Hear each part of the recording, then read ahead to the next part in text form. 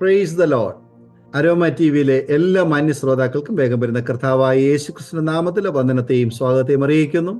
വീണ്ടും ഒരുമിച്ച് ഒരു പ്രാവശ്യം കൂടെ നിങ്ങളോടൊപ്പം അനുഗ്രഹീതമായ ജീവിതാനുഭവവും സാക്ഷ്യവുമായി കടന്നു വരുന്നതിന് സ്വർഗത്തിലെ ദൈവം ഒരുക്കി തന്ന നല്ല നിമിഷങ്ങൾക്കായി ദൈവത്തിന് സ്തോത്രം ചെയ്യുന്നു. നമ്മുടെ ക്ഷണം സ്വീകരിച്ച് ഇന്ന് നമ്മോടൊപ്പം കർത്താവിന്റെ ദാസൻ ഡെന്നി ജോൺ എക്സൽ മിനിസ്ട്രീസിൽ നിന്നും ജോയിൻ ചെയ്തിട്ടുണ്ട്. കഴിഞ്ഞ നാളുകളിലെ കർത്താവിന്റെ വേലയിൽ അനേകരുടെ ഇടയിൽ കർത്താവിന്റെ നാമത്തെ ശക്തമായി ഉയർത്തിക്കൊണ്ടിരിക്കുന്ന ഒരു ദൈവമനുഷ്യനാണ് കർത്താവിന്റെ ദാസൻ. അദ്ദേഹത്തിന്റെ വാക്കുകളിലൂടെ അദ്ദേഹത്തിന്റെ ജീവിതാനുഭവം സാക്ഷ്യം നമുക്ക് കേൾക്കാം. ആകെ ശ്രദ്ധയോടെ പ്രാർത്ഥനയോടെ ആയിരിക്കുമ്പോൾ നാം കർത്താവിന്റെ ദാസനെ എക്സൽ മീഡിയയിൽ നിന്നും കർത്താവിന്റെ ദാസൻ ഡെന്നി ജോണിനെ തികഞ്ഞ സ്നേഹത്തോടും ആദരവോടും കൂടി ഞങ്ങൾ സ്വാഗതം ചെയ്തു കൊള്ളുന്നു. പ്രൈസ് ലോർഡ് ദൈവദാസനെ. Praise lord. എന്തൊക്കെയുണ്ട് വിശേഷങ്ങൾ? സന്തോഷമായിരിക്കുന്നു. ഓക്കെ. അരോമ ടിവിയിലെ പ്രേക്ഷകരോടൊപ്പം ദൈവദാസനെ ഒന്ന് പരിചയപ്പെടുത്തുന്നതിൽ ഞങ്ങൾക്ക് വളരെ സന്തോഷമുണ്ട്. സന്തോഷം. എനിക്കും അതിൽ പങ്കെടുക്കാൻ കഴിയുന്നതിൽ വളരെ സന്തോഷമുണ്ട്. ഓക്കെ. ഒന്ന് പരിചയപ്പെടുത്താമോ? എവിടെ നിന്നാണ് ജോയിൻ ചെയ്തിരിക്കുന്നത്? എന്റെ പേര് ഡെന്നി ജോൺ എന്നാണ്. ഞാൻ ഇപ്പോൾ ജോയിൻ ചെയ്തിരിക്കുന്നത് പത്തനംതിട്ട കുമ്പനാട് എന്ന് പറയുന്ന സ്ഥലത്ത് നിന്നാണ്. ഞാൻ എക്സൽ മിനിസ്ട്രി എന്ന ഗോസ്പൽ ടീമിനോട് ചേർന്ന് പ്രവർത്തിക്കുന്നു. എന്റെ സ്വദേശം പാലക്കാടാണ്. പാലക്കാട് ജില്ലയിലെ അട്ടപ്പാടിയിലാണ് എന്റെ സ്വദേശം. ഇപ്പോൾ ഞാൻ എക്സൽ ടീമിനോട് ചേർന്ന് പ്രവർത്തിച്ചുകൊണ്ടിരിക്കുന്നു. ഓക്കെ, പരിചയപ്പെടുത്തൽ വളരെ സന്തോഷമുണ്ട്. കർത്താവ് അനുഗ്രഹിക്കട്ടെ.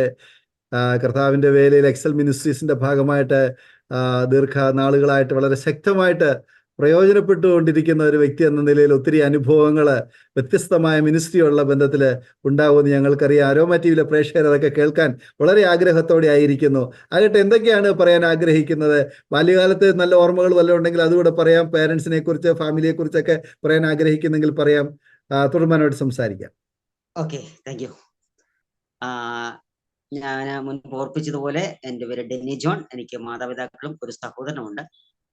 ഞങ്ങള് ബേസിക്കലി കോട്ടയംകാരാണ്. എൻ്റെ പിതാവൊക്കെ വളരെ വർഷങ്ങൾക്ക് മുമ്പ് കോട്ടയത്ത് നിന്ന് കോഴിക്കോടും അവിടെ നിന്നും പാലക്കാട് ജില്ലയിലെ അട്ടപ്പാടിയിലേക്ക് കുടിയേറി പാർത്തവരാണ്. ഒരു വിശ്വാസ കുടുംബത്തിൽ ജനിച്ചുകൊണ്ടൊരു ഭാഗ്യം എനിക്ക് ലഭിച്ചു. എൻ്റെ ബാല്യകാലത്തെ കുറിച്ച് പറയുകയാണെങ്കിൽ നല്ല ഓർമ്മകളുണ്ട്. അതോടൊപ്പം തന്നെ വേദനാജനകമായ ഓർമ്മകളും എൻ്റെ ജീവിതത്തിലുണ്ട്. കാരണം എൻ്റെ ഒരു ബാല്യം എന്ന് പറയുന്നത് ഒരുപാട് രോഗങ്ങളും വേദനകളൊക്കെ നിറഞ്ഞതാണ്. എങ്കിലും ഇന്നിവിടെ നിൽക്കുന്നെങ്കിൽ അത് ദൈവത്തിന്റെ കൃപയൊന്നുകൊണ്ട് മാത്രമാണെന്ന് എനിക്ക് പറയാനായിട്ട് കഴിയും. എൻ്റെ മാതാപിതാക്കൾ സുവിശേഷ പ്രവർത്തകരാണ്. ഒരു വിശ്വാസ കുടുംബത്തിൽ ജനിച്ചത് കൊണ്ട് വളരെ ചെറുപ്രായത്തിൽ തന്നെ കർത്താവിനെ അറിയാനായിട്ട് ഭാഗ്യം ലഭിച്ചു. എൻ്റെ ചെറുപ്രായത്തിൽ കർത്താവിനെ രക്ഷിതാവായി സ്വീകരിച്ചു. എൻ്റെ 15ാമത്തെ വയസ്സിൽ കർത്താവിന് ജലത്തിൽ സാക്ഷീകരിക്കാൻ എനിക്ക് ഭാഗ്യം ലഭിച്ചു. എങ്കിലും പലപ്പോഴും ബാല്യങ്ങൾ ഒരുപാട് രോഗങ്ങൾ നിറഞ്ഞതാണെന്ന് എൻ്റെ മാതാപിതാക്കൾ പറഞ്ഞു കേട്ടിട്ടുണ്ട്. എങ്കിലും അത് പിന്നീട് അത് വളരെ കൂടുന്ന ഒരവസ്ഥയിലേക്ക് എത്തിച്ചേർന്നു. ഞാൻ എൻ്റെ ജീവിതത്തെ ഉപമിക്കുന്നത് ഒരു ഹഡിൽസ് മത്സരത്തോടാണ്. നമുക്ക് സാധാരണ അറിയുന്നത് പോലെ ഒരു ഹഡിൽസ് മത്സരം എന്ന് പറഞ്ഞാൽ അതിന്റെ സ്റ്റാർട്ടിംഗ് പോയിന്റിൽ നിന്ന് ഫിനിഷിംഗ് പോയിന്റ് എത്തുന്നത് വരെ ചില തടസ്സങ്ങൾ ചാടിക്കിടന്ന് വേണം ലക്ഷ്യത്തിലേക്ക് എത്താൻ. എൻ്റെ ജീവിതം അതുപോലെയാണ്. ഒരു രോഗം കഴിയുമ്പോൾ അടുത്തത്, അത് കഴിയുമ്പോൾ അടുത്തത്, ഇങ്ങനെ ജീവിതത്തിൽ പ്രതിസന്ധികൾ ഇങ്ങനെ അടിക്കടി കടന്നു പോകുന്നു. പക്ഷേ എന്നിവിടെ നിൽക്കുമ്പോൾ എനിക്ക് പറയാൻ കഴിയും, മത്സരത്തിൽ എന്നതുപോലെ ഞാനൊരിക്കലും ചാടിക്കടന്നതല്ല, മറിച്ച് ഞാൻ ഇവിടെ നിൽക്കുന്നെങ്കിൽ കർത്താവിന്റെ വലങ്കരം പിടിച്ച് എന്നെ നടത്തിയത് കൊണ്ട് മാത്രമാണ് ഇന്നിതുപോലെ നിൽക്കുന്നത് എനിക്ക് പറയാനായിട്ട് കഴിയും. എൻ്റെ ജീവിതത്തെക്കുറിച്ച് പറയുകയാണെങ്കിൽ ഏറ്റവും വലിയൊരു ഭാഗ്യം എന്ന് പറയുന്നത് എൻ്റെ മാതാപിതാക്കൾ എനിക്ക് കർത്താവിന് നൽകി എന്നുള്ളതാണ്.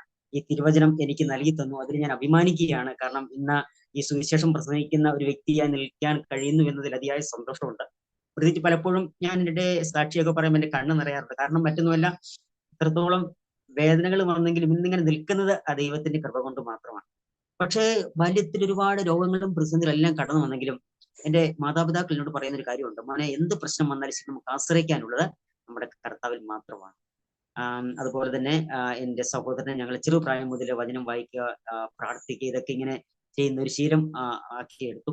അതുകൊണ്ട് തന്നെ കൊച്ചു കൊച്ചു പ്രായത്തിനും ആവശ്യങ്ങൾക്ക് വേണ്ടി കർത്താവിനോട് പ്രാർത്ഥിക്കുക, രോഗങ്ങൾ വരുമ്പോൾ ദൈവത്തോട് പ്രാർത്ഥിക്കുക, ഈ ഒരു അവസ്ഥകളിലൂടെ പലപ്പോഴും കടന്നു പോകാനായിട്ട് ഭാഗ്യം നൽകിയിട്ടുണ്ട്. അങ്ങനെ എൻ്റെ ഒരു ചെറുപ്രായത്തിലെ അനുഭവങ്ങൾ പറയുകയാണെങ്കിൽ ചെറുപ്രായത്തിൽ ഒത്തിരി രോഗങ്ങളെല്ലാം കടന്നു വന്നു. എൻ്റെ ബാല്യകാല പഠനം എന്ന് പറയുന്നത് അട്ടപ്പാടിയിലെ ജില്ലിപ്പാറ എന്ന സ്ഥലത്താണ് എൻ്റെ സ്കൂൾ പഠനമൊക്കെ നടത്തിയത്. എൻ്റെ സ്കൂൾ പഠനകാലത്ത് എൻ്റെ ഒരു 14ാമത്തെ വയസ്സിലാണ് എൻ്റെ ജീവിതത്തിലെ പ്രശ്നങ്ങളുടെ പ്രതിസന്ധികളുടെ തുടക്കം. എൻ്റെ 14-ാമത്തെ വയസ്സിലെ പുറകോസ് ചെറിയൊരു പരു പോലെ ഇങ്ങനെ വന്നു. അപ്പോൾ അതിങ്ങനെ വന്നു, അടുത്തുള്ള ആശുപത്രിയിൽ കാണിച്ചു. ഒരുപക്ഷെ നമുക്കെല്ലാം അറിയുന്ന ഡോക്ടർ കെ മുരളീധരൻ, അദ്ദേഹം ഒരു ഡോക്ടർ എന്നതിനേക്കാൾ ഉപരിയായി ദൈവവചനം പ്രസംഗിക്കുന്ന ഒരു വ്യക്തിയാണ്. അങ്ങനെ അദ്ദേഹത്തിന്റെ ആശുപത്രിയിൽ കൊണ്ടുപോയി അഡ്മിറ്റ് ചെയ്തു. ഡോക്ടർ നോക്കിയിട്ട് പറഞ്ഞു, ആ പരു ഇങ്ങനെ പഴുത്ത് പൊട്ടി കുടലിലെത്താൻ സാധ്യതയുണ്ട്, അതോടൊപ്പം തന്നെ യൂറിൻ ഇൻഫെക്ഷൻ ഉണ്ട്. അങ്ങനെ എന്താ 2 സർജറി എനിക്ക് എൻ്റെ 14-ാമത്തെ വയസ്സിൽ ചെയ്തു. അതിന്റെ ജീവിതത്തിൽ ഒരു പ്രതിസന്ധികളുടെ തുടക്കമായിട്ട് മാറുകയായിരുന്നു. പക്ഷെ അന്ന് എനിക്ക് മനസ്സിലാക്കാൻ കഴിഞ്ഞില്ല. അങ്ങനെ ആ 2 സർജറികൾ കഴിഞ്ഞു. അതിനുശേഷം തൊട്ടടുത്ത വർഷം 10-ാം ക്ലാസ്സിൽ പഠിക്കുന്ന ആ സമയത്ത് അതികഠിനമായ വയറുവേദന. എന്നെ കൊണ്ട് പല ആശുപത്രികളിൽ ഇങ്ങനെ കയറി ഇറങ്ങി. പക്ഷേ എന്താണ് അതിന് കാരണമെന്ന് കണ്ടെത്താൻ കഴിയുന്നില്ല. ഒടുവിൽ എൻ്റെ പിതാവ് കോട്ടയം മെഡിക്കൽ കോളേജ് കൊണ്ടുവന്നു. അവിടെ ചെന്ന് ടെസ്റ്റ് ചെയ്ത് നോക്കിയപ്പോൾ ഡോക്ടർ നോക്കിയിട്ട് പറഞ്ഞു, TB ആണ്, അതുകൊണ്ട് അതിനുവേണ്ടി മരുന്ന് കഴിക്കണം. അങ്ങനെ ദീർഘനാൾ മരുന്ന് കഴിക്കാനായിട്ട് തുടങ്ങി. എൻ്റെ ആദ്യ വർഷം 10-ാം ക്ലാസ് പഠനമൊക്കെ മുടങ്ങി. ഒരുപാട് വിഷമങ്ങളും നിരാശകളൊക്കെ ആ സമയത്തേക്ക് കടന്നു വന്നു. ഞാൻ പലപ്പോഴും ചിന്തിച്ചൊരു കാര്യമുണ്ട്, ദൈവമേ എന്തുകൊണ്ടാണ് എൻ്റെ ജീവിതത്തിൽ ഇങ്ങനെ അടിക്കടി ഇങ്ങനെ പ്രശ്നങ്ങളും പ്രതിസന്ധികളും ഇങ്ങനെ കടന്നു വരുന്നത്? കാരണം ഞാൻ കർത്താവിനെ അറിയുന്ന ഒരു വ്യക്തിയാണല്ലോ, ഞാൻ വചനം വായിക്കുന്ന വ്യക്തിയാണല്ലോ, ഞാൻ ദൈവത്തെ അറിഞ്ഞ് ജീവിക്കുന്ന വ്യക്തിയാണല്ലോ. പക്ഷേ എന്തുകൊണ്ട് എൻ്റെ ജീവിതത്തിൽ ഇങ്ങനെ പ്രതിസന്ധികൾ, പ്രശ്നങ്ങൾ, രോഗങ്ങൾ കടന്നു വരുന്നു? എങ്കിലും വിശുദ്ധ ബൈബിളിലെ ഒരുപാട് വചനങ്ങൾ എന്നെ സ്വാധീനിക്കാനായി തീർത്തിട്ടുണ്ട്. തിരുവചനത്തിൽ യേശു കർത്താവ് പറഞ്ഞ ഒരു വചനം എങ്ങനെയാണ്? ലോകത്തിൽ നിങ്ങൾക്ക് കഷ്ടമുണ്ട്, ലോകത്തിൽ നിങ്ങൾക്ക് കഷ്ടമുണ്ടെങ്കിലും അതിനോട് ചേർത്ത് കർത്താവ് ഇപ്രകാരം പറഞ്ഞു, എങ്കിലും ധൈര്യപ്പെടുവേൻ, ഞാൻ ലോകത്തെ ജയിച്ചിരിക്കുന്നു. ആ വചനമെല്ലാം എൻ്റെ ചെറുപ്രായത്തിൽ എന്നെ സ്വാധീനിക്കാനിടയിൽ തീർന്നു. അങ്ങനെ 10-ാം ക്ലാസ്സിൽ പഠിക്കുന്ന സമയത്ത് ട്രീറ്റ്മെന്റ് ചെയ്തു. 1 വർഷത്തോളം മരുന്നെല്ലാം കഴിച്ചു. അങ്ങനെ ആ മെഡിസിൻ എടുത്ത നിമിത്തമായിട്ട് എൻ്റെ ആദ്യ വർഷം 10-ാം ക്ലാസ് പഠനമെല്ലാം മുടങ്ങി. 1 വർഷം കൂടി കഴിഞ്ഞിട്ടാണ് എൻ്റെ 10th കംപ്ലീറ്റ് ചെയ്യുന്നത് പോലും. കാരണം ആ ട്രീറ്റ്മെന്റ് എല്ലാം ചെയ്ത നിമിത്തമായിട്ട് സ്കൂളുകളിൽ പലപ്പോഴും ആബ്സെന്റ് വന്നു, കടന്നു പോകാൻ കഴിയുന്നില്ല. മാത്രമല്ല വേദന നിമിത്തമായിട്ട് ഒന്നും ചെയ്യാൻ കഴിയാത്ത അവസ്ഥ. ഇതിൽ 1 വർഷത്തോളം മെഡിസിൻ എല്ലാം എടുത്തു. രോഗത്തിനൊരു താൽക്കാലിക ശമനമായി. വീണ്ടും ഞാൻ അടുത്ത വർഷം എൻ്റെ 10-ാം ക്ലാസ് പഠനം പൂർത്തീകരിക്കാൻ ദൈവം സഹായിച്ചു. വീണ്ടും എൻ്റെ തുടർ പഠനത്തിന് വേണ്ടി ഞാൻ പല സ്ഥലങ്ങളിലേക്ക് കടന്നുപോയി. പാലക്കാട് ഗവൺമെന്റ് കോളേജിൽ എൻ്റെ ഡിഗ്രി പഠനം കഴിഞ്ഞു. ആ ഗവൺമെന്റ് കോളേജ് ഡിഗ്രി പഠനം കഴിഞ്ഞ് 2003 മടങ്ങി വരുന്ന സമയം എനിക്ക് അതികഠിനമായ വയറുവേദന. 5-6 വർഷങ്ങൾക്ക് മുൻപുണ്ടായിരുന്ന പോലെ അതികഠിനമായ വയറുവേദന. എന്നെ കൊണ്ട് എൻ്റെ പിതാവ് വീണ്ടും ആശുപത്രിയിലേക്ക് കടന്നുപോയി. ഡോക്ടർ മുരളീധരന്റെ ആശുപത്രിയിലേക്കാണ് കടന്നുപോയത്. അവിടെ കൊണ്ടുപോയി തന്നെ ടെസ്റ്റ് ചെയ്ത് നോക്കി. ഡോക്ടർ നോക്കി ഉടനെ പറഞ്ഞു, അപ്പൻഡിക്സ് ആണ്, അതുകൊണ്ട് തന്നെ ഉടൻ ഒരു സർജറി ചെയ്യണം. അങ്ങനെ പറയാനിടയായി. അങ്ങനെ ഞങ്ങൾ അങ്ങനെ ഒരു ചിന്തയോടുകൂടെ അല്ല അവിടെ കടന്നു ചെല്ലുന്നതെങ്കിലും ആ ചെന്ന സമയത്ത് തന്നെ അതല്പം പൊട്ടിയ നിലയിലായിരുന്നു എന്നറിഞ്ഞതുകൊണ്ട് ഉടൻ തന്നെ സർജറി ചെയ്യേണ്ടി വന്നു. അങ്ങനെ 2003 ഒരു ഏപ്രിൽ മാസത്തിലാണ് സർജറി ചെയ്യുന്നത്. അതെന്റെ ജീവിതത്തിലെ ഒരു വഴിത്തിരിവായി മാറി. ആ സർജറി കഴിഞ്ഞു അടുത്ത ദിവസങ്ങൾ മുതൽ വീണ്ടും വേദനകൾ ആരംഭിച്ചു. ആ സർജറി കഴിഞ്ഞപ്പോൾ ഡോക്ടർ പറഞ്ഞ കാര്യം ഇതാണ്, കുടലിന്റെ ചില ഭാഗത്ത് ഇങ്ങനെ ചുരുങ്ങിയിരിക്കുന്ന പോലെ കാണുന്നുണ്ട്. ഒരു പക്ഷേ വേദന ഇനിയും കുറയുന്നില്ലെങ്കിൽ ഇനിയും ഓപ്പറേഷൻസ് വേണ്ടി വന്നേക്കാം. എന്തായാലും ആ 2003 ഏപ്രിൽ മാസം എന്റെ ജീവിതത്തിലെ ഒരു വേദനകളിലേക്ക് എന്നെ തള്ളിയിട്ടതുപോലത്തെ അവസ്ഥയായിരുന്നു. ആ സർജറി കഴിഞ്ഞ് 1 മാസം കൂടി കഴിഞ്ഞ് വീണ്ടും ചെക്കപ്പിന് വേണ്ടി ആശുപത്രികളിലേക്ക് എല്ലാം പോയെങ്കിലും വേദനയ്ക്ക് യാതൊരുവിധ കുറവുമില്ല. മാത്രമല്ല ഭക്ഷണം പോലും കഴിക്കാൻ കഴിയാത്ത അവസ്ഥ. പലപ്പോഴും ഞാൻ ചിന്തിച്ചു, ദൈവമേ എന്തുകൊണ്ടാണ് എൻ്റെ ജീവിതത്തിലേക്ക് ഇങ്ങനെ അടിക്കടി രോഗങ്ങൾ കടന്നു വരുന്നത്? ഭക്ഷണം പോലും കഴിക്കാൻ കഴിയാത്ത അവസ്ഥ കടന്നു വന്നപ്പോൾ ഞാൻ ഇങ്ങനെ ചിന്തിച്ചു. മാത്രമല്ല എൻ്റെ സമപ്രായക്കാർ ജോലിക്ക് വേണ്ടി പോകുന്നു, ഒരു പഠനത്തിന് വേണ്ടി പോകുന്നു. പക്ഷേ എനിക്ക് മാത്രം ഇതിന് കഴിയുന്നില്ലല്ലോ എന്ന് പലപ്പോഴും നിരാശകൾ ഇങ്ങനെ കടന്നു വന്നു. എങ്കിലും ഞാൻ പറയട്ടെ, എൻ്റെ മാതാപിതാക്കൾ എന്നെ കൊച്ചു പ്രായത്തിൽ എന്നോട് പറഞ്ഞതുപോലെ എന്ത് പ്രശ്നം വന്നാലും ശരി കർത്താവിൽ ആശ്രയിക്കുവാൻ ദൈവം എനിക്ക് ഭാഗ്യം നൽകി. അതോർത്ത് ഞാൻ അഭിമാനിക്കുകയാണ്. ഞാൻ ദൈവത്തോട് പ്രാർത്ഥിച്ചു, ദൈവമേ സഹിക്കുവാനുള്ള കൃപ തരണമേ. എന്തായാലും 2003 വരെ 1 വർഷത്തോളം ആ ട്രീറ്റ്മെന്റ് എല്ലാം ചെയ്തു. പക്ഷേ വേദനയ്ക്ക് യാതൊരുവിധ കുറവുമില്ല. വീണ്ടും ആശുപത്രിയിൽ കൊണ്ടുവന്നു. ഡോക്ടർ ടെസ്റ്റുകളെല്ലാം ചെയ്ത് നോക്കിയിട്ട് പറഞ്ഞു, ആ രോഗം അല്പം കൂടെ കൂടിയിട്ടുണ്ട്, അതുകൊണ്ട് വീണ്ടും ഒരു സർജറി ചെയ്യേണ്ടി വന്നേക്കാം. ഞാൻ ആകെ ഭാരപ്പെട്ടു, കർത്താവ് ഇനിയും ഓപ്പറേഷനോ? കാരണം തുടർച്ചയായിട്ട് ഇങ്ങനെ പ്രതിസന്ധികളെ വേദനകളിൽ കടന്നു വന്നുകൊണ്ടിരിക്കുകയാണ്. ഇതെങ്ങനെ അതിജീവിക്കുന്നവർക്ക് ഭാരപ്പെട്ടെങ്കിലും 2004 ടെസ്റ്റുകളെല്ലാം ചെയ്ത് ഡോക്ടർ പറഞ്ഞു മറ്റൊരു സർജറി ചെയ്യേണ്ടി വരും എന്ന് പറഞ്ഞു. പക്ഷേ അന്ന് എന്നെ ബലപ്പെടുത്തിയ, ധൈര്യപ്പെടുത്തിയ ഒരു വചനം ഇതാണ്, യാക്കോബ് ലേഖനം 1-ാം അധ്യായം 12-ാം വാക്യം. അതിപ്രകാരം പറയുന്നു, പരീക്ഷ സഹിക്കുന്ന മനുഷ്യൻ ഭാഗ്യവാൻ. പരീക്ഷ സഹിക്കുന്ന മനുഷ്യൻ ഭാഗ്യവാൻ. അതിനൊരു കാരണമുണ്ട്. അവൻ കൊള്ളാവുന്നതിനെ തെളിഞ്ഞ ശേഷം കർത്താവ് അതിനെ സ്നേഹിക്കുന്നവർക്ക് വാഗ്ദത്തം ചെയ്ത് ജീവിതം പ്രാർത്ഥിക്കും. ഈ വചനം എന്നെ ബലപ്പെടുത്താൻ തുടങ്ങി. എനിക്ക് മനസ്സിലായി, പരീക്ഷകൾ കടന്നു വരുന്നത് അതെന്നെ തകർക്കാനല്ല, എന്നെ ഇല്ലായ്മ ചെയ്യാനല്ല, മറിച്ച് എന്നെ കൂടുതൽ നന്നാക്കി എടുക്കുന്നതിന് വേണ്ടിയിട്ടാണ്. പലപ്പോഴും നമ്മൾ ആ പാട്ടൊക്കെ പാടാറുണ്ട്, പരീക്ഷയുടെ ദൈവം അനുവദിച്ചാൽ പരിഹാരം ഒരുക്കിയിട്ടുണ്ട് എന്നുള്ള പാട്ടൊക്കെ നമ്മളിങ്ങനെ പാടാറുണ്ട്. എന്നാൽ ഈ ഒരു പാട്ടുകൾ പാടാറുണ്ടെങ്കിലും അതിന്റെ അടുത്ത് വരി പാടാൻ നമ്മൾ യോഗ്യരാണോ എന്ന് ഞാൻ പലപ്പോഴും എന്തിനെന്ന് ചോദിക്കില്ല ഞാൻ. കാരണം അത് പാടുമ്പോൾ നമുക്കറിയാം, ഞാൻ ഉൾപ്പെടെ പലതവണ ദൈവത്തോട് പറഞ്ഞിട്ട്, കർത്താവേ എന്തിനാണ് എനിക്ക് ഈ വേദന കടന്നത്, എന്നെ നശിപ്പിക്കാൻ, എന്നെ ഇല്ലായ്മ, ഞാൻ എന്തിനാണ് മറ്റുള്ള മുൻപിൽ അപഹാസനായി തീരുവാനാണോ എന്ന് പോലും എന്റെ ഉള്ളിലേക്ക് ഇങ്ങനെ ചിന്തകൾ ഇങ്ങനെ കടന്നു വന്നിട്ടുണ്ട്. എന്തായാലും 2004 ഡോക്ടർ പറഞ്ഞ പ്രകാരം ആ ഒരു സർജറിക്ക് വേണ്ടി വിധേയനായി. 2004 മെയ് മാസം 21 എന്റെ 4ാമത്തെ സർജറി ആയിരുന്നു. പക്ഷെ ഞാൻ ദൈവത്തോട് പറഞ്ഞു, കർത്താവേ, സഹിക്കാനുള്ള കൃപ തരണമേ. ആ സർജറി കഴിഞ്ഞപ്പോഴാണ് ഡോക്ടർ പറയുന്നത് എന്റെ ബയോപ്സി റിസൾട്ടിൽ നിന്നും അതിനകത്ത് കണ്ടെത്തി ക്രോൺസ് എന്ന് പറയുന്ന രോഗമാണ്, കുടലിൽ ദ്രവിക്കുന്ന രോഗം. ഡോക്ടർ പറഞ്ഞൊരു കാര്യം ഇതാണ്, അന്ന് മുതൽ എന്നോട് പറഞ്ഞ കട്ടിയുള്ള ഭക്ഷണം ഒന്നും കഴിക്കരുത്, വളരെ ദ്രവരൂപത്തിലുള്ള ഭക്ഷണം മാത്രമേ കഴിക്കാൻ പാടുള്ളൂ എന്നൊക്കെ പറഞ്ഞു.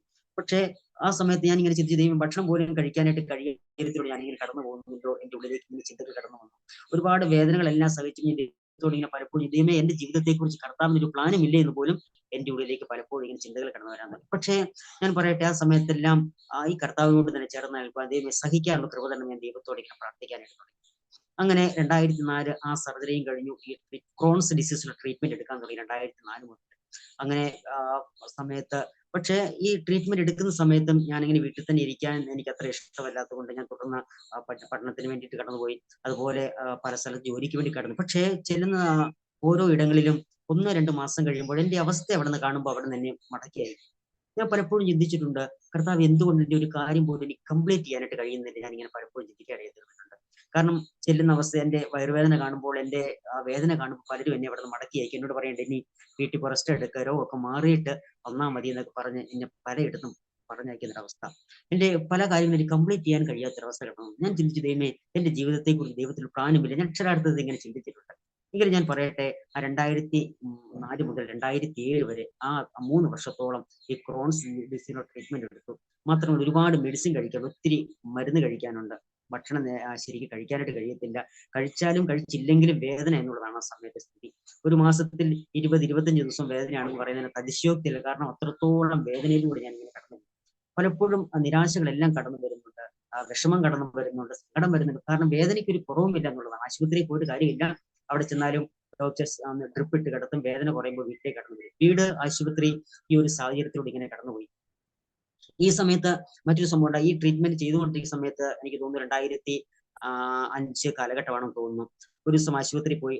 ഡോക്ടർ മുരളീധരന്റെ ആനകട്ടി എന്ന സ്ഥലത്ത് ആശുപത്രിയിൽ, അവിടെ എന്റെ പതിവായി ട്രീറ്റ്മെന്റ് ചെയ്യുന്ന ആശുപത്രിയാണ്. അവിടെ കൊണ്ടുവന്നു. ഈ വയറുവേദന നിമിത്തമായിട്ടൊരു കുറച്ച് ദിവസം അവിടെ അഡ്മിറ്റ് ആയിരുന്നു. അവിടെ നിന്ന് ഞാൻ മടങ്ങി വീട്ടിലേക്ക് വന്നു. വീട്ടിലേക്ക് വരുന്ന സമയത്ത് വീട്ടിൽ ആയിരിക്കുമ്പോൾ വീട്ടിന്റെ പണിയൊക്കെ ചെയ്തതിന് വേണ്ടി ഒരു താൽക്കാലികമായ പഴയ വീട് പൊളിച്ചൊരു താൽക്കാലിക ഷെഡിലാണ് താമസിക്കുന്നത്. അങ്ങനെ താമസിക്കുന്ന സമയത്ത് ഞാൻ റൂമിൽ ഇരിക്കുമ്പോൾ ഈ പഴയ വീടായതുകൊണ്ട് ഒരു ഷെഡ് പോലെ നിർമ്മിച്ചതായതുകൊണ്ട് തന്നെ അതിനകത്തുനിന്ന് ഞാൻ നോക്കും, ഒരു വൈകുന്നേര സമയത്ത് എന്റെ കാലിലേക്ക് ഒരു പാമ്പ് പെട്ടെന്ന് വന്ന് കടിച്ചിട്ട് അതങ്ങ് ഓടി മറിഞ്ഞു.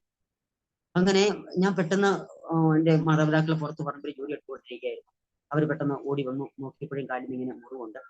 ഒരു താൽക്കാലികമായ ഷെഡ് ആയതുകൊണ്ട് തന്നെ പുറത്തുനിന്നൊക്കെ ഇതെല്ലാം കയറി വരാനുള്ള സാധ്യതയുണ്ട്. പെട്ടെന്ന് തന്നെ എന്നെ ആശുപത്രിയിലേക്ക് അങ്ങ് കൊണ്ടുപോയി. ഉടനെ വണ്ടി വിളിച്ചാണ് എന്നെ ആശുപത്രിയിലേക്ക് കൊണ്ടുപോകുന്നത്. അപ്പൊ എന്നെ ഡിസ്ചാർജ് ചെയ്ത് 2 ദിവസം മുൻപ്, ഒരു ദിവസം മുൻപ് വന്നതേ ഉള്ളൂ. അതേ ആശുപത്രിയിലേക്ക് കൊണ്ടുപോയാണ്. അപ്പം വാഹനം ലൈറ്റ് ഇട്ട് ഇങ്ങനെ കൊണ്ടുപോയി ആശുപത്രിയിലേക്ക് ചെന്നപ്പം അവര് ചെന്ന ഉടനെ അവിടുത്തെ നഴ്സുമാരൊക്കെ ചോദിച്ച കാര്യം ഇതാണ്, എന്ത് പറ്റി, വയറുവേദന വീണ്ടും കൂടുതലായോ? അപ്പോഴാണ് അറിയുന്നത് ഇത് വയറുവേദനയായിട്ടല്ല, ഇത് പാമ്പ് കടിച്ചിട്ടാണ് വന്നത്. പലരും അവിടെ നിന്ന് പറയുന്നുണ്ട്, ഇത് ഇടി വെട്ടിയവനെ പാമ്പ് കടിച്ച് നമ്മൾ പറഞ്ഞു കേട്ടിട്ടുള്ളത്, അതുപോലെ പറ്റിയല്ലോ. സത്യം പറഞ്ഞാല് അവസ്ഥയ്ക്ക് ചേർന്നല്ലെങ്കിലും അത് രസകരമായി പലപ്പോഴും പിന്നീട് ഇത് പറയാറുണ്ട്. കാരണം പലരും അങ്ങനെ പറയുന്നൊരവസ്ഥ. കാരണം എന്റെ കാര്യം എന്ന് പറഞ്ഞാൽ ആശുപത്രി എന്ന് പറയുന്ന എന്റെ ജീവിതത്തിന്റെ ഒരു ഭാഗമായി, വേദന, ആശുപത്രി ഒരവസ്ഥയിലൂടെ ഞാൻ പലപ്പോഴും ഇങ്ങനെ കടന്നു പോകുന്ന ഒരു സാഹചര്യം. എന്തായാലും അന്ന് ആശുപത്രി കൊണ്ട് അഡ്മിറ്റ് ചെയ്തു. ഒരു രാത്രി മുഴുവൻ ഒബ്സർവ് ചെയ്ത് നോക്കി. എന്തായാലും മറ്റു പ്രശ്നങ്ങളൊന്നും ഉണ്ടായില്ല. അതിൽ നിന്ന് ദൈവം വിടുവിച്ചു. തിരുവചനം പറയുന്നുണ്ട്, നീതിമാന്റെ അനർത്ഥങ്ങൾ അസംഖ്യമാകുന്നു, എങ്കിൽ അവ എല്ലാറ്റിലും യഹോവ വിടുവിക്കുന്നു. എന്റെ ജീവിതത്തിൽ ഒരുപാട് കൊച്ചു കൊച്ചു കാര്യങ്ങൾ ഇങ്ങനെ ഓർക്കുന്നത് ഒരുപാടുണ്ട്. ദൈവദാസനെ ഓർപ്പിച്ചുകൊണ്ടാണ് ഞാൻ ഈ കാര്യം ഓർമ്മയിൽ വന്നുകൊണ്ട് അതിങ്ങനെ പറഞ്ഞത്. കാരണം അതിൽ നിന്നും ദൈവം വിടുവിച്ചു. പക്ഷേ ഈ പോകുന്ന വഴിക്ക് ഞാനിങ്ങനെ ചിന്തിക്കുന്നുണ്ട്, ദൈവം എനിക്ക് ഇതിലേക്ക് വീട്ടിലേക്ക് മടങ്ങി വരാൻ കഴിയുമോ? കാരണം ആദ്യമായിട്ടാണ് അങ്ങനെ ഒരു പാമ്പുടി ഏൽക്കുന്നത്. അങ്ങനെ ഞാനിങ്ങനെ ചിന്തിക്കാനിടയായി. എന്തായാലും സൗഖ്യത്തോടെ ദൈവനെ വീട്ടിലേക്ക് മടക്കിക്കൊണ്ടുപോകുന്നു. വീണ്ടും ആ സമയത്തെല്ലാം ഈ ട്രീറ്റ്മെന്റ് നിമിത്തമായിട്ട് വീട്ടിൽ തന്നെ കഴിച്ചു കൂട്ടി. പക്ഷെ വേദന വളരെ കൂടുതലായതുകൊണ്ട് എനിക്ക് മനസ്സിലായി ഈ ജീവിതം ഇങ്ങനെയൊക്കെ തന്നെ ആയിരിക്കും. കാരണം ഭക്ഷണം കഴിക്കാൻ കഴിയുന്നില്ല, പുറത്തോട്ട് പോയി നിൽക്കാനായിട്ട് കഴിയുന്നില്ല, മറ്റു സ്ഥലങ്ങളിലെ ഭക്ഷണം ഒന്നും കഴിക്കാൻ കഴിയുന്നില്ല. അതുകൊണ്ട് തന്നെ വീട്ടിൽ തന്നെ നിൽക്കേണ്ട ഒരു സാഹചര്യം. പറയുകയാണെങ്കിൽ ചങ്ങലകളില്ലാതെ തളച്ചിടപ്പെടുന്ന ഒരു അവസ്ഥ എന്ന് വേണമെങ്കിൽ പറയാം. കാരണം പുറത്തേക്ക് പോയിട്ട് ഒന്നും നിൽക്കാനായിട്ട് കഴിയത്തില്ല, ഒരിടത്തും തുടരാൻ കഴിയാത്ത ഒരവസ്ഥയിലേക്ക് ഇങ്ങനെ കടന്നു വന്നു. കാരണം ഈ വേദന എന്ന് പറയുന്നത് സഹിക്കാൻ കഴിയാത്തൊരവസ്ഥ. പക്ഷെ ആ സമയത്ത് ഞാൻ ഒരുവിധം വേദനയൊക്കെ സഹിക്കാൻ ശീലിച്ചു. വേദന വന്നാൽ ഞാനിങ്ങനെ റൂമിലേക്ക് കയറി മൂടിപ്പുതച്ചും കിടക്കും. കാരണം എന്റെ വേദന മറ്റാരും അറിയിക്കണം. ഞാൻ കഴിവതും എന്റെ മാതാപിതാക്കളെ, സഹോദരനെ അറിയിക്കാതിരുന്ന സമയങ്ങളുണ്ട്. കാരണം ഞാൻ കയറി കിടക്കുന്ന കണ്ട അവർക്ക് മനസ്സിലാവും ഇങ്ങനെ വേദന വന്നിട്ടുണ്ട്. കാരണം ആശുപത്രിയിൽ പോയിട്ട് കാര്യമില്ല എന്നതുകൊണ്ട്. പക്ഷേ ആ സമയത്ത് ഞാൻ ചെയ്യുന്ന ഒരു കാര്യമുണ്ട്. അന്ന് ഇന്നത്തെ പോലെ മീഡിയകളോ നമ്മുടെ ഇലക്ട്രോണിക് സംവിധാനങ്ങളോ ഒന്നും ഇല്ല. അന്ന് പാട്ട് കേൾക്കാനായിട്ട് ടേപ്പ് റെക്കോർഡർ സംവിധാനമാണുള്ളത്. അപ്പൊ ആ സമയത്ത് ഞാൻ ആശ്വാസ ഗീതങ്ങൾ എന്ന് പറഞ്ഞൊരു കാസറ്റ് ഉണ്ട്. ഞാൻ ഈ പാട്ട് എടുത്തിട്ട് ഇങ്ങനെ ഇടും. ഒരു 5 പാട്ട് ഒരു സൈഡിൽ ഉണ്ടാവും. ആ പാട്ട് ഇങ്ങനെ കേൾക്കും. അത് കഴിയുമ്പോൾ ആ പാട്ട് തിരിച്ച് ഇട്ട് ആ കാസറ്റ് ഇടും. ഇത് എത്ര തവണ കേട്ടെന്ന് എനിക്ക് തന്നെ അറിയത്തില്ല. കാരണം ഇപ്പോഴും ഞാൻ ആ പാട്ടുകൾ കേൾക്കുമ്പോൾ എന്റെ പഴയ വയറുവേദനയുടെ കാലഘട്ടം ഓർക്കാറുണ്ട്. കാരണം അത്രത്തോളം എന്റെ ജീവിതവുമായിട്ട് പല പാട്ടുകൾ എങ്ങനെ ചേർന്ന് നിൽക്കുന്നതാണ്. കാരണം ഇപ്പൊ അത് കേൾക്കുമ്പോൾ എന്റെ ആ കാലഘട്ടത്തിലേക്ക് ഞാനൊന്ന് മടങ്ങിപ്പോകും. പലപ്പോഴും എന്റെ കണ്ണ് നിറയാറുണ്ട്. കാരണം അതെന്റെ ജീവിതവുമായിട്ട് ചേർന്ന് ഞാൻ ആശ്വാസം കണ്ടെത്താൻ നേടിയെടുക്കാൻ വേണ്ടി കണ്ടെത്തിയ ഒരു വഴിയായിരുന്നു. കാരണം ഈ പാട്ട് കേട്ട് ഞാൻ അതിലേക്ക് ഒരുപാട് അങ്ങ് ശ്രദ്ധിക്കും. വിശ്വന്റെ അടിസ്ഥാനം, ലോകമാ ഗംഭീരവായി, അതുപോലെയുള്ള ആത്മയാത്രയുടെ ഒരു കാസറ്റ് ഉണ്ടായിരുന്നു. അപ്പൊ ഈ പാട്ടുകൾ എന്റെ ജീവിതത്തിൽ ഇങ്ങനെ ഓർത്തിരിക്കുന്ന ചില കാര്യങ്ങളാണ്. അങ്ങനെ ഞാൻ പറഞ്ഞു വന്നത് എന്റെ ആശ്വാസം കണ്ടെത്താൻ വേണ്ടിയിട്ട് ഈ വേദനയൊന്നും മറികടക്കാൻ, അതിനെക്കുറിച്ച് ചിന്തിക്കാതിരിക്കാൻ വേണ്ടി ഞാൻ ഇങ്ങനെയുള്ള കാര്യങ്ങൾ ചെയ്യുക. അങ്ങനെ ഒരുവിധം വേദന ഞാൻ സഹിക്കാൻ ശീലിച്ചു. വന്നാലും ശരി ഞാൻ പറയും ആശുപത്രിയിൽ പോകണ്ട. ആ ഒരു സാഹചര്യത്തിലേക്ക് ഞാൻ അതിനെ അതിജീവിക്കാൻ തുടങ്ങി. കാരണം പോയിട്ട് കാര്യമില്ല എന്നതുകൊണ്ട്. പക്ഷെ 2007 ഒരു കാലഘട്ടം, 2007 മറ്റൊരു ഏപ്രിൽ മാസം എനിക്ക് വേദന ഇങ്ങനെ കടന്നു വന്നു. എന്റെ പിതാവിനെയും കൊണ്ട് ആശുപത്രിയിലേക്ക് പോയി. ഞങ്ങളുടെ അടുത്തുള്ള ഗവൺമെന്റ് ആശുപത്രിയിലേക്കാണ് കടന്നു പോകുന്നത്. അഗളി എന്ന് പറഞ്ഞ സ്ഥലത്ത്. അഗളിയിൽ ചെന്നു. അവിടെ ചെന്ന് ഞാൻ പല സ്ഥലങ്ങളിലും പറയാത്ത ചില കാര്യങ്ങളോട് ഇതിലൂടെ ചേർന്ന് പറയാൻ താല്പര്യപ്പെടുകയാണ്. അവിടെ ചെന്നു എന്നെ അഡ്മിറ്റ് ചെയ്തു. അവിടുത്തെ ഡോക്ടർ നോക്കിയിട്ട് പറഞ്ഞു, നിലവിലെ കാര്യങ്ങളെല്ലാം പറഞ്ഞെങ്കിലും അവിടെ ഇങ്ങനെ കിടക്കുന്ന സമയത്ത് പതിവ് പോലെ തന്നെ ഡ്രിപ്പ് ഇട്ടു. കുറച്ച് വേദനയ്ക്കുള്ള ഗുളികയും തന്ന് ഇങ്ങനെ കിടക്കുകയാണ്. അങ്ങനെ കിടക്കുന്ന സമയത്ത് ഒരു വൈകുന്നേരം സമയമാകുമ്പോഴേക്കും എന്റെ വലത് സൈഡിൽ കിടക്കുന്ന വാർഡിലാണ് കിടന്നത്. വലത് സൈഡിൽ കിടന്ന ബെഡിലെ പേഷ്യന്റ് മരിച്ചു. അങ്ങനെ തൊട്ടിപ്പുറത്ത് ഞാനിങ്ങനെ ഇരിക്കുകയാണ്. അതിന്റെ ബെഡിന്റെ അടുത്ത് തന്നെയാണ്. അങ്ങനെ അന്ന് ആ സമയം ആയതുകൊണ്ട് അവിടെ നിന്ന് കുറച്ച് നേരം അവിടെ കഴിഞ്ഞു. ആ ബോഡി ഇങ്ങനെ മാറ്റി. അത് കഴിഞ്ഞ് അന്ന് രാത്രി ഞാൻ ഇങ്ങനെ കിടന്നു. പക്ഷെ വേദന കാരണം എനിക്ക് ഉറങ്ങാനായിട്ട് കഴിയുന്നില്ല. അങ്ങനെ ഏകദേശം രാവിലെ സമയമായി. രാവിലെ 5 മണി ആയപ്പോഴേക്കും എന്റെ ഇടതുവശത്ത് കിടന്ന ആളും മരിച്ചു. ആ ബോഡി ഇങ്ങനെ അവിടെ ഇങ്ങനെ പുതപ്പിച്ചിട്ടേക്കാണ്. അപ്പൊ ഞങ്ങളെല്ലാം വാർഡിലുള്ള എല്ലാവരും എഴുന്നേറ്റു. പക്ഷെ എന്റെ മനസ്സിലേക്ക് ഒരു ചിന്ത കടന്നു, കർത്താവേ, എന്റെ ഇടതുവശത്തുള്ള ആളും മരിച്ചു, വലതുവശത്തുള്ള ആളും മരിച്ചു. ഇനി അടുത്ത് ഞാനാണോ? കാരണം എന്റെ വേദന എനിക്ക് കൂടുതലായപ്പോ എന്റെ ഉള്ളിലേക്ക് ഇങ്ങനെ ഒരു ചിന്ത ഇങ്ങനെ കടന്നു വന്നു. എങ്കിലും ഞാൻ പറയട്ടെ, അത് കഴിഞ്ഞു. ആ ബോഡി അവിടെ നിന്ന് മാറ്റി. അന്ന് സത്യം പറഞ്ഞാൽ ഉറങ്ങാനായിട്ട് കഴിഞ്ഞില്ല. അന്ന് അവിടെ നിന്ന് എന്റെ വേദനയുണ്ട്. അങ്ങനെ ഞങ്ങൾ എല്ലാവരും ആ വാർഡിൽ എഴുന്നേറ്റിരിക്കുകയാണ്. അങ്ങനെ അടുത്ത ദിവസം രാവിലെ ആ ഡോക്ടേഴ്സ് ചെക്കപ്പിന് വന്ന് എന്നെ ടെസ്റ്റ് ചെയ്ത് നോക്കിയിട്ട് പറഞ്ഞു, രോഗം അല്പം കൂടെ കൂടുതലായിട്ടുണ്ട്, ആ ക്രോൺസ് രോഗം, അതുകൊണ്ട് മറ്റേതെങ്കിലും ആശുപത്രിയിലേക്ക് കൊണ്ടുപോകാൻ പറഞ്ഞു. അങ്ങനെ എന്റെ പിതാവ് അവിടെ നിന്ന് ഡിസ്ചാർജ് ചെയ്ത് ഈ അഗളി ആശുപത്രി ഡിസ്ചാർജ് ചെയ്ത് പെരിന്തൽമണ്ണയ്ക്ക് അടുത്തുള്ള EMS ആശുപത്രിയിലേക്ക് എന്നെ കൊണ്ടുപോയി. പോകുന്ന വഴിയിൽ എനിക്ക് നിവർന്ന് നിൽക്കാനായിട്ട് കഴിയുന്നില്ല. ബസ്സിലൊക്കെ പോകുമ്പോൾ എന്റെ വയറിനുള്ളിൽ എനിക്ക് എന്തോ വല്ലാത്തൊരു ബുദ്ധിമുട്ട് എനിക്ക് തോന്നുന്നുണ്ട്. വേദനയും അതോടൊപ്പം എനിക്ക് നിവർന്ന് നിൽക്കാൻ കഴിയുന്നില്ല. ഞാനിങ്ങനെ കുനിഞ്ഞാണ് പോകുന്നത്. എന്റെ പിതാവിന്റെ തോളത്തുള്ളൂ ഞാനിങ്ങനെ ബസ് കയറിയാണ് പോകുന്നത്. അന്നത്തെ നമുക്ക് പ്രൈവറ്റ് വാഹനങ്ങൾ വിളിച്ചുകൊണ്ടുള്ള പ്രായോഗിക ബുദ്ധിമുട്ടുകളെല്ലാം കൊണ്ടും ബസ് കയറി ഇങ്ങനെ ആണ് പോകുന്നത്. അട്ടപ്പാടി ചുരമെല്ലാം ഇറങ്ങി അവിടെ നിന്നൊരു 2.5-3 മണിക്കൂർ യാത്രയുണ്ട്. അങ്ങനെ ഈ ആശുപത്രിയിലേക്ക് ചെന്നു. പോകുന്ന വഴിക്ക് എനിക്ക് എന്റെ പിതാവ് കുടിക്കാനൊക്കെ വാങ്ങി തരുന്നെങ്കിൽ എനിക്കൊന്നും കഴിക്കാനൊന്നും തോന്നുന്നില്ല. അങ്ങനെ എന്തായാലും ആശുപത്രി ചെന്നു. എന്നെ ഡോക്ടർ ചെക്കപ്പ് ചെയ്തു. എന്നെ ചെക്കപ്പ് ചെയ്തതിനു ശേഷം എന്നെ മാത്രം റൂമിന് വെളിയിലേക്ക് ഇറക്കി. അതിനുശേഷം എന്റെ പിതാവിനോട് ഡോക്ടർ ചില കാര്യങ്ങളൊക്കെ സംസാരിച്ചു. ഇറങ്ങി വന്നപ്പം ഞാൻ വേദന സഹിക്കാൻ കഴിയാതെ ഇങ്ങനെ പുറത്ത് കസേരയിൽ ഇരിക്കുകയാണ്. എന്റെ പിതാവ് ഇറങ്ങി വന്ന സമയത്ത് ഞാൻ ചോദിച്ചു, എന്താ ഡോക്ടർ പറഞ്ഞത്? എന്റെ പിതാവിന്റെ മുഖം ദുഃഖ പകർത്തിയിരിക്കുന്നു. അപ്പൊ ഞാൻ ചോദിച്ചു, എന്താ ഡോക്ടർ പറഞ്ഞത്? എന്റെ പിതാവ് പറഞ്ഞു, മോനെ നീ വിഷമിക്കരുത്, ഇവിടെ എത്തിയപ്പോഴേക്കും നിന്റെ രോഗം അല്പം കൂടെ കൂടിയിട്ടുണ്ട്. അതുകൊണ്ട് ഡോക്ടർ പറഞ്ഞു വീണ്ടും ഒരു സർജറി. സത്യം പറഞ്ഞാൽ ആ പുറത്തിരുന്നോണ്ട് പൊട്ടിക്കറി, ഇതേമേ എന്റെ ശരീരത്തിൽ 5ാമത്തെ സർജറി. കർത്താവ്, ഞാൻ ഇതെങ്ങനെ സഹിക്കും എന്ന് പറഞ്ഞ് ഞാൻ വളരെയധികം ഭാരപ്പെട്ടു. എന്താ ഞാൻ അവിടുന്ന് പൊട്ടിക്കറിഞ്ഞു. പക്ഷെ പിതാവ് പറഞ്ഞു, ഡോക്ടർ പറഞ്ഞത് അത് ഉടനെ ചെയ്യണം, കാരണം അതല്പം കൂടിയ അവസ്ഥയിലാണെന്ന്. അങ്ങനെ എന്റെ സഹോദരനും മാതാവും നാട്ടിനൊക്കെ എല്ലാവരും കടന്നു വന്നു. അങ്ങനെ 2007 മറ്റൊരു ഏപ്രിൽ മാസം എന്റെ ശരീരത്തിലെ 5ാമത്തെ സർജറിയും കഴിഞ്ഞു. ആ സർജറി കഴിഞ്ഞ് 2 ദിവസം എന്നെ ICUലേക്ക് മാറ്റി. ICUവിൽ നിന്ന് റൂമിലേക്ക് മാറ്റിയപ്പോൾ എന്നോട് പറഞ്ഞു, സർജറി എല്ലാം ഓക്കെയാണ്, പ്രശ്നങ്ങളൊന്നും ഇല്ല എന്നൊക്കെ പറഞ്ഞു. അങ്ങനെ കിടക്കുന്ന സമയത്ത് എനിക്ക് വേദനയ്ക്ക് ഒരു കുറവുണ്ട്. ഞാൻ അമ്മയോട് പറഞ്ഞു, അമ്മ എനിക്ക് ടോയ്ലറ്റിൽ പോകാൻ തോന്നുന്നുണ്ട്, ഒരു ബെഡ് പാൻ എടുത്ത് വെച്ചതാ, എനിക്ക് ടോയ്ലറ്റിൽ പോകാൻ തോന്നുന്നു. ഞാനിങ്ങനെ പറയുമ്പോഴും എന്റെ മാതാപിതാക്കള് എന്റെ മുഖത്തേക്ക് നോക്കി ഇങ്ങനെ ഒരു പുഞ്ചിരി തോന്നുകയാണ്. അവർ എന്നിൽ നിന്നൊക്കെ മറച്ചു വെക്കുന്നവരെ തോന്നി. ഞാൻ ചോദിച്ചു, എന്താ കാര്യം, എന്താ ഡോക്ടർ പറഞ്ഞത്? എന്റെ പിതാവ് എന്നോട് പറഞ്ഞു, മോനെ നീ വിഷമിക്കരുത്, നീ വിഷമിക്കാതിരിക്കാൻ ഒരു കാര്യം പറഞ്ഞു. ഞാൻ ചോദിച്ചു, എന്താ കാര്യം? പറഞ്ഞു, ഇവിടെ എത്തിയപ്പോഴേക്കും നിന്റെ ക്രോൺസ് എന്ന രോഗം ബാധിച്ച കുടല് ഇത്തിരി ഡാമേജ് ആയിരുന്നു, നിന്റെ ജീവൻ അപകടത്തിലായതുകൊണ്ട് ഡോക്ടർമാർ നിന്റെ കുടൽ മുറിച്ചു കളഞ്ഞു. ഒരു 18 സെന്റിമീറ്റർ ഇത്രയും നീളത്തില് നിന്റെ കുടൽ മുറിച്ചു കളഞ്ഞു. ബാക്കി വരുന്ന ഭാഗം വയറിന്റെ വെളിയിലേക്ക് ഒരു കുടല് സെറ്റ് ചെയ്തിട്ട് ഒരു കൊളോസ്റ്റോമിന്റെ ബാഗ് വെച്ച് അതിലാണ് ഇപ്പൊ മലവിസർജനം എടുക്കുന്നത് എന്നോട് പറഞ്ഞു. സത്യം പറഞ്ഞാല് ഞാൻ അതിനെക്കുറിച്ച് പറഞ്ഞു കേട്ടിട്ടുള്ളൂ. എന്റെ ജീവിതത്തിൽ അങ്ങനെ ഒരു അവസ്ഥ വരുമെന്ന് ഞാൻ ഒരിക്കലും ചിന്തിച്ചത്. ഞാൻ ചിന്തിച്ചു, ദൈവമേ എന്തിനാണ് കർത്താവ് എനിക്ക് ഇങ്ങനെ ഒരു ജീവിതം എന്ന് ഞാൻ ചിന്തിച്ചു. കാരണം എനിക്ക് മനസ്സിലായി ഇനി ഒരു സാധാരണക്കാരെ പോലെ എനിക്ക് ജീവിക്കാൻ കഴിയത്തില്ല മനസ്സിലായി. ഞാൻ ദൈവത്തോട് പറഞ്ഞു, കർത്താവ് എന്തിനാണ് കർത്താവ് എനിക്ക് ഇങ്ങനെ ജീവിതം തന്നതെന്ന് പോലും ഞാൻ അവിടുത്തെ ചോദിച്ചു. കാരണം ഈ ഒരു ബാഗ് വെച്ചിട്ട് ഈ 2 മണിക്കൂർ മുമ്പ് ബാഗ് ഇങ്ങനെ ക്ലീൻ ചെയ്യണം. അത് ഞാൻ പലരെ കുറിച്ചും പറഞ്ഞു കേട്ടിട്ടുണ്ട്, ഇങ്ങനെയുള്ള അസുഖങ്ങൾ വരുന്നവര്. പക്ഷെ അത് എന്റെ ജീവിതത്തിൽ ഒന്നും എനിക്ക് അങ്ങ് സഹിക്കാൻ കഴിഞ്ഞില്ല. ഞാൻ ചിന്തിച്ചു, ദൈവമേ എനിക്ക് ഇങ്ങനത്തെ ഈ ജീവിതം വേണ്ടായിരുന്നു പോലും ഒരു നിമിഷം എന്റെ ഉള്ളിലേക്ക് ചിന്ത കടന്നു. കാരണം ഇത് ഞാൻ എങ്ങനെ ഇത് വെച്ച് അതിജീവിക്കുന്നു എന്ന് ഇങ്ങനെ ഓർത്തു. കാരണം ഈ ബാഗ് ഈ 2 മണിക്കൂറും ക്ലീൻ ചെയ്യണം, ഇതിലേക്ക് ഇങ്ങനെ മലവിസർജ്യങ്ങൾ വന്ന് വീഴും, ആ ഒരു അവസ്ഥയാണ്. പക്ഷെ ഡോക്ടർ പറഞ്ഞു ഒരു 5 മാസം കഴിഞ്ഞിട്ട് മറ്റ് പ്രശ്നങ്ങളൊന്നും ഇല്ലെങ്കിൽ തിരിച്ചുള്ളിലേക്ക് ക്ലോസ് ചെയ്യും. പക്ഷെ എന്നെ തിരിച്ച് ചിന്തിപ്പിച്ചൊരു കാര്യം ഇതാണ്. അതിന് 2 ദിവസം മുൻപാണ് ഈ പറഞ്ഞതുപോലെ അതേ ആശുപത്രിയില് ആ 2 പേരെ വലത് സൈഡിലും ഇടത് സൈഡിലും കിടന്ന ആളുകൾ മരിച്ചത്. സത്യം പറഞ്ഞാൽ ഞാനും മരണകരമായ അവസ്ഥയിലാണ്. പക്ഷേ ആ സാഹചര്യത്തിലും ദൈവം കൈവിടാതെ എന്റെ ജീവിതത്തിലേക്ക് മടക്കി കൊണ്ടുവന്നു. അത് ഞാനിങ്ങനെ പിന്നീട് അതിങ്ങനെ ഓർക്കാറും പലപ്പോഴും അതിനെക്കുറിച്ച് പറയാറുണ്ട്. കാരണം തൊട്ട 2 വലതുവശത്തും ഇടതുവശത്തും കിടന്ന ആളുകൾ, ആ സാഹചര്യത്തിൽ നിന്നും ദൈവം എന്നോട് എന്തോ കൃപ തോന്നിയത് ഞാൻ ജീവിതത്തിലേക്ക് ഇങ്ങനെ മടങ്ങി വന്നു. ആമേൻ. അങ്ങനെ എങ്കിലും പ്രതിസന്ധികൾ ഇങ്ങനെ മുന്നിൽ നിൽക്കുകയാണ്. ഡോക്ടർ പറഞ്ഞു ഈ ഒരു 5 മാസത്തോളം കുടൽ ഇങ്ങനെ വെളിയിൽ വെച്ചിരിക്കണം. ആ ഒരു സാഹചര്യത്തെ നമ്മൾ അതിജീവിച്ചേ പറ്റൂ. എന്തായാലും ഞാൻ അങ്ങനെ അതിനെ അതിജീവിക്കാനായിട്ട് തുടങ്ങി. പലപ്പോഴും വേദനകൾ ഇങ്ങനെ കടന്നു വന്നു. ശാരീരികമായ വേദനയും ഒപ്പം തന്നെ മാനസികമായ വേദനകൾ ഇങ്ങനെ ജീവിതത്തിലേക്ക് ഇങ്ങനെ കടന്നു വന്നു. എങ്കിലും ഈ 5 മാസം എന്റെ മാതാവാണ് എന്നെ സംബന്ധിച്ച് ശുശ്രൂഷിച്ചത്. അതുപോലെ എന്റെ സഹോദരനും പിതാവും എല്ലാം ചെയ്തെങ്കിലും ഏറ്റവും കൂടുതൽ ആ സമയത്ത് എന്റെ മാതാവ് എന്നെ ഒരു കൊച്ചു കുഞ്ഞിനെ പോലെ ഈ വെച്ചിരിക്കുന്ന കാര്യങ്ങൾ ഇടയ്ക്ക് ക്ലീൻ ചെയ്യണം. മാത്രമല്ല രാത്രിയിൽ ഉറക്കമില്ലാത്തൊരവസ്ഥയാണ്. കാരണം ഈ 2 മണിക്കൂർ ബാഗ് ക്ലീൻ ചെയ്യേണ്ടതുള്ളൂ. രാത്രിയിൽ പലപ്പോഴും ഉറക്കമില്ല. കാരണം ഈ 2 മണിക്കൂറും അലാം വെച്ച് എഴുന്നേറ്റിട്ടാണ് ഈ കാര്യങ്ങളെല്ലാം ചെയ്തുകൊണ്ടിരിക്കുന്നത്. പലപ്പോഴും എന്റെ അവസ്ഥ കണ്ടിട്ട് എനിക്ക് തന്നെ തോന്നിയിട്ടുണ്ട്, ദൈവം എന്തിനാണ് കർത്താവ് എന്റെ ജീവിതം ഇങ്ങനെ കർത്താവ് സൂക്ഷിപ്പിക്കുന്നത് എന്റെ ഉള്ളിലേക്ക് ഇങ്ങനെ പലപ്പോഴും ചിന്തകൾ കടന്നു. പക്ഷേ ഞാൻ പറയട്ടെ, 5 മാസം ഡിസ്ചാർജ് ചെയ്ത് വീട്ടിൽ ചെന്നു. പക്ഷേ ആ സമയത്ത് വീട്ടുപണിയൊന്നും നടന്നിട്ടില്ല. വളരെ പരിതാപന അവസ്ഥയാണ്. എങ്കിലും അതിനെ അതിജീവിക്കാനായിട്ട് ദൈവം എനിക്ക് കൃപ തന്നു. ഞാൻ ദൈവത്തോട് പ്രാർത്ഥിച്ചത് ഇങ്ങനെയാണ്, കർത്താവെ സഹിക്കാനുള്ള കൃപ തരണമെന്ന്. ഞാൻ പറഞ്ഞല്ലോ, എന്റെ കൊച്ചു പ്രായത്തിൽ എന്റെ ഉള്ളിൽ പതിച്ച ദൈവവചനത്തിന്റെ വിത്തുകൾ ഒരു പ്രതിസന്ധി കടന്നു വന്നപ്പോൾ അതിങ്ങനെ മുളയ്ക്കാൻ തുടങ്ങി. ഞാൻ ഇതിനോട് ചേർത്തൊരു കാര്യം പറയാൻ, ഞാനിപ്പോൾ എക്സൽ മിനിസ്ട്രിയുടെ ടീമിനോട് ചേർന്ന് പ്രവർത്തിക്കുന്നു. അതുകൊണ്ട് തന്നെ കുട്ടികളുടെ പ്രവർത്തനത്തെ കുറിച്ച് പറയാൻ ഞാൻ പലപ്പോഴും പറയാറുണ്ട്, അത് ഏറ്റവും പ്രാധാന്യമുള്ളത് ഒന്നാണ്. കാരണം ഇന്ന് കുഞ്ഞുങ്ങളുടെ ഉള്ളിലേക്ക് നാം ദൈവവചനം വിട്ടുകൊടുക്കുമ്പോൾ അതൊരു വിത്താണ്.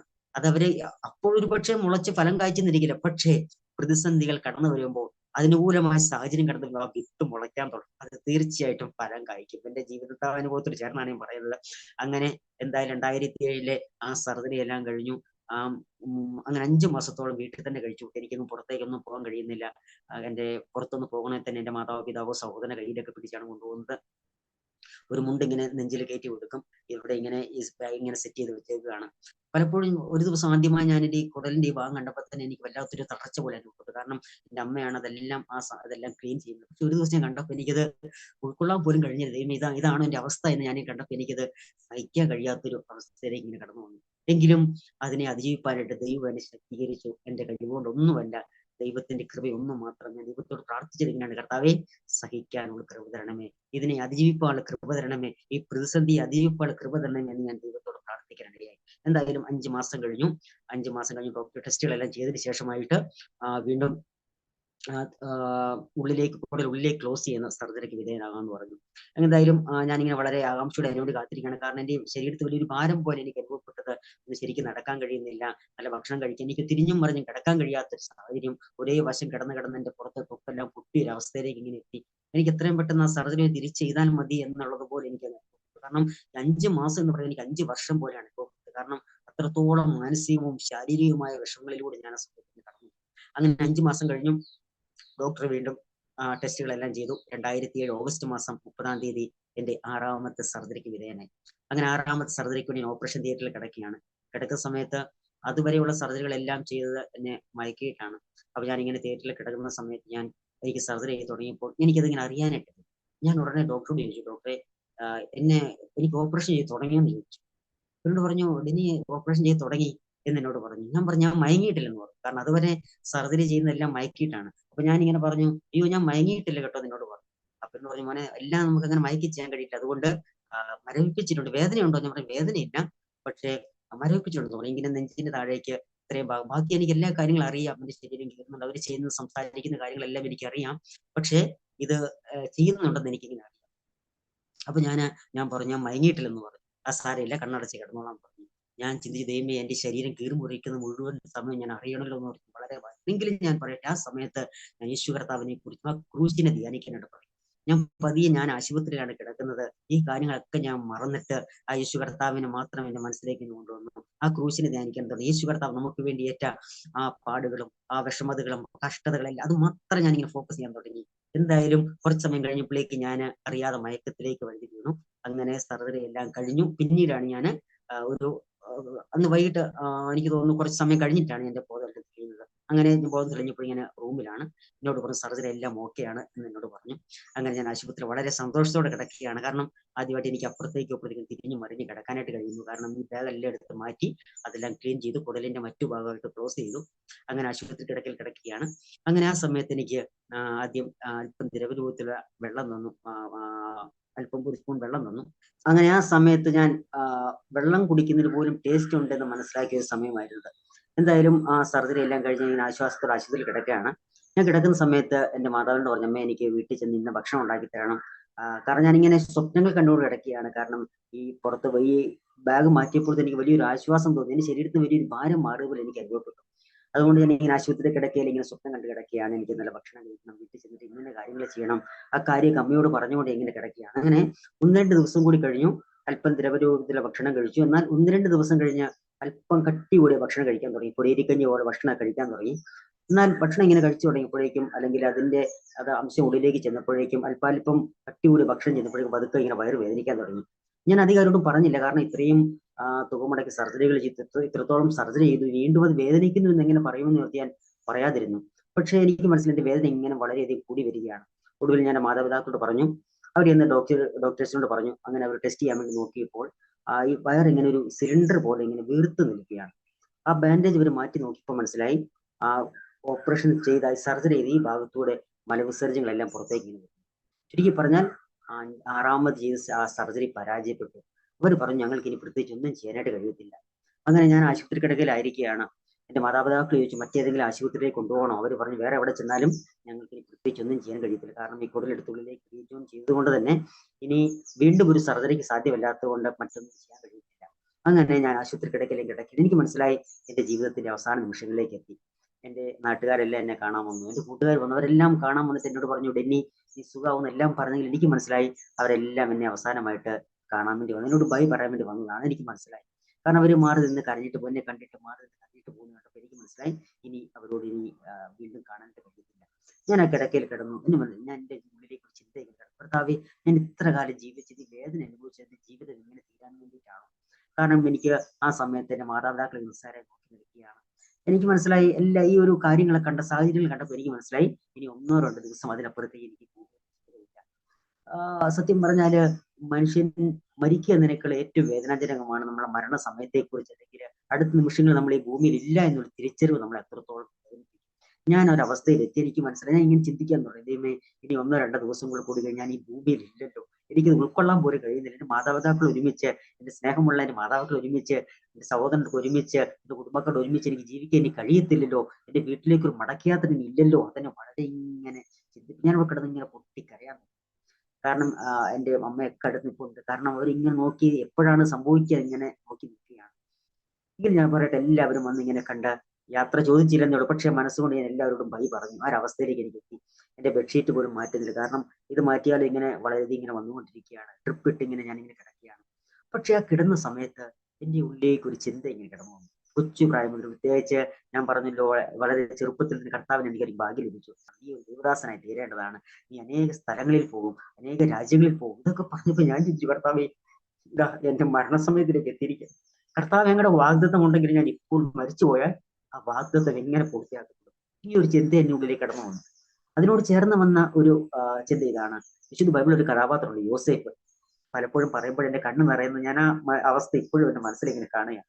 ആ അവസ്ഥയിൽ ഞാനിങ്ങനെ കിടന്ന് ചിന്തിച്ചു, ഇങ്ങനെയാണ്, യോസേഫിന് ദൈവം ഒരു സ്വപ്നം കൊടുത്തു, ദർശനം കൊടുത്തു. സൂര്യനും ചന്ദ്രനും 11 നക്ഷത്രങ്ങളും തന്നെ നമസ്കരിക്കുന്ന സ്വപ്നം. പക്ഷേ നമുക്കറിയാം, ഈ സ്വപ്നം കിട്ടി, ഈ ദർശനം കിട്ടി അടുത്ത ദിവസം മുതൽ യോസേഫ് പരാജയത്തിലേക്ക് പോയാണ്. അവന്റെ സഹോദരന്മാർ നിന്ദിക്കുന്നു, പൊട്ടക്കിണറ്റിൽ തള്ളിയിടുന്നു, മിദ്യാന്റെ കച്ചവടക്കാർക്ക് വിൽക്കുന്നു, കുത്തിക്കാരന്റെ ഭവനത്തിൽ അടിമയാകുന്നു, അവിടെ നിന്ന് അപമാനിക്കപ്പെട്ട് മിസ്രയീമിലെ കാരാഗ്രഹത്തിൽ ചെന്ന് കിടക്കുന്നു.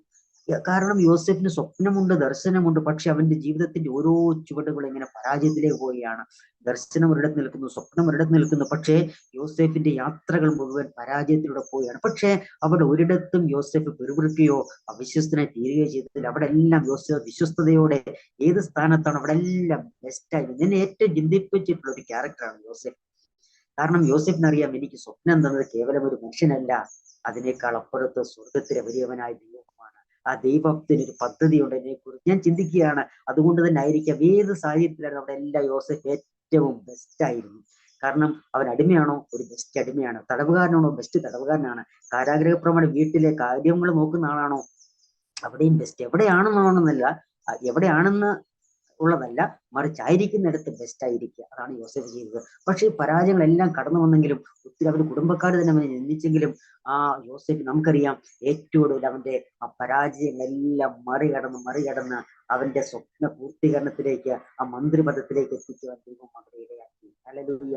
ഈ ഒരു കാര്യങ്ങളെല്ലാം എന്റെ ഉള്ളിലേക്ക് ഇങ്ങനെ ചിന്ത കടന്നു. എന്റെ ഉള്ളിലേക്ക് കടന്ന് ചിന്ത ചെയ്താണ്, യോസെഫിന്റെ വാഗ്ദത്തത്തെ പൂർത്തീകരിക്കാൻ ദൈവത്തിന് കഴിയുമെങ്കിൽ, അവന്റെ പരാജയങ്ങളെല്ലാം മറികടന്ന് അവന് ഉന്നതിയിൽ എത്തിക്കാൻ കഴിയുമെങ്കിൽ, ആ പൂർത്തീകരണത്തിലേക്ക് എത്തിക്കാൻ കഴിയുമെങ്കിൽ, അവൻ കണ്ട സ്വപ്നം എന്താണോ അതുപോലെ തന്നെ സൂര്യനും ചന്ദ്രനും 10 നക്ഷത്രങ്ങളും അവന് നമസ്കരിക്കുന്ന സ്വപ്നം കണ്ടു.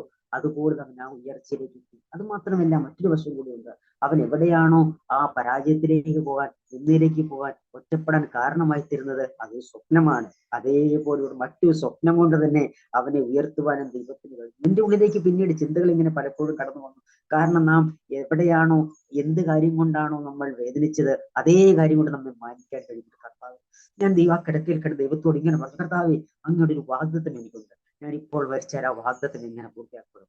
ഞാൻ ദൈവത്തോട് ഒരു കർത്താവെ, ഒരു ജീവിതം കൂടി മടക്കി നൽകിയാൽ ഞാൻ യേശുവിന്റെ സാക്ഷിയെ കടന്നു പോകും. കർത്താവിന് എവിടെ അയക്കുന്നോ അവിടെ ഞാൻ കർത്താവിന്റെ സാക്ഷിയെ കടന്നു പോകും. ഞാൻ പറയട്ടെ, എല്ലാവരും എന്നെ ഇങ്ങനെ ആകാംക്ഷയോടെ നോക്കിയിരിക്കുകയാണ്. കാരണം അത് എപ്പോഴും എന്റെ മരണം സംഭവിച്ചുകൊണ്ടിരിക്കുകയാണ്. എന്തായാലും പറയട്ടെ, ഡോക്ടർമാര് കൈവിട്ടപ്പോൾ, വൈദ്യശാസ്ത്രം എന്നെ ഒന്നും ചെയ്യാൻ കഴിയാതിരുന്നപ്പോൾ, എന്റെ മാതാപിതാക്കൾ സഹായം നോക്കി നിന്നപ്പോൾ, സ്വർഗത്തിലെ വലിയവനായ ദൈവം എന്റെ കൂടെ തൊട്ടു. ഹല്ലേലൂയ. അത്ഭുതമെന്ന് പറയട്ടെ, ഞാൻ ജീവിതത്തിലേക്ക് മടങ്ങി വന്നു. എന്നെ കണ്ടവർക്കെല്ലാം ഒരു അത്ഭുതമാണ്. അവരാരും ചിന്തിച്ചതല്ല ഞാൻ ജീവിതത്തിലേക്ക് മടങ്ങി വരുമെന്ന്. പക്ഷേ സ്വർഗത്തിലെ വലിയവനായ ദൈവം എന്റെ ജീവിതത്തിലേക്ക് മടങ്ങിക്കൊണ്ടുവന്നു. എന്റെ ജീവിതത്തോട് ചേർന്ന് എനിക്ക് പറയാൻ കഴിയുന്ന ഒരു കാര്യം ഇതാണ്, ദൈവത്തിന് നമ്മെക്കുറിച്ച് ഒരു വാഗ്ദത്തം ഉണ്ടെങ്കിൽ, ഒരു പദ്ധതി ഉണ്ടെങ്കിൽ, നമ്മൾ എത്രത്തോളം പരാജയത്തിലേക്ക് പോയാലും, എത്രത്തോളം മരണകരം അവസ്ഥയിലൂടെ കടന്നു പോയാലും, ആരെല്ലാം നമ്മെ തള്ളിക്കളഞ്ഞാലും നമ്മെ ചേർത്ത് പിടിക്കുന്ന ഒരു കർത്താവുണ്ട്. അത് ഇപ്പോഴും അത് അനുഭവിച്ചറിയുകയാണ്. അങ്ങനെ ഞാൻ എന്റെ ജീവിതത്തിന്റെ 1-ാം ഘട്ടമാണത് കഴിഞ്ഞത്. തിരുവചനത്തിൽ ഇങ്ങനെ ഒരു കാര്യം, ഒരു വചനമുണ്ട്, 139 സങ്കീർത്തനം. ഞാൻ പിണ്ഡാകാരമായിരുന്നപ്പോൾ എന്റെ കണ്ണെന്നെ കണ്ടു, നിയമിക്കപ്പെട്ട നാളിൽ ഒന്നുമില്ലാതിരുന്നപ്പോൾ അവയെല്ലാം നിന്റെ പുസ്തകത്തിൽ എഴുതിയിരുന്നു.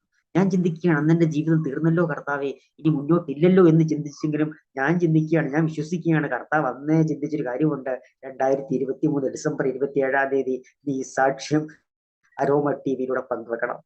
ദൈവത്തിന്റെ പ്രവൃത്തി എത്ര വലിയതാണ്. അങ്ങനെ എഴുതിയെന്നല്ല ഞാൻ പറയുന്നത്, പക്ഷെ എന്റെ ഒരു വിശ്വാസം അങ്ങനെയാണ്, കർത്താവ് അങ്ങനെ ചെയ്തിട്ടുണ്ട്. കാരണം അതല്ലെങ്കിൽ ഞാനന്ന് മരിച്ചു പോകേണ്ടതാണ്. പക്ഷേ എന്റെ കർത്താവ് ജീവിതത്തിലേക്ക് മടക്കി കൊണ്ടുവന്നു.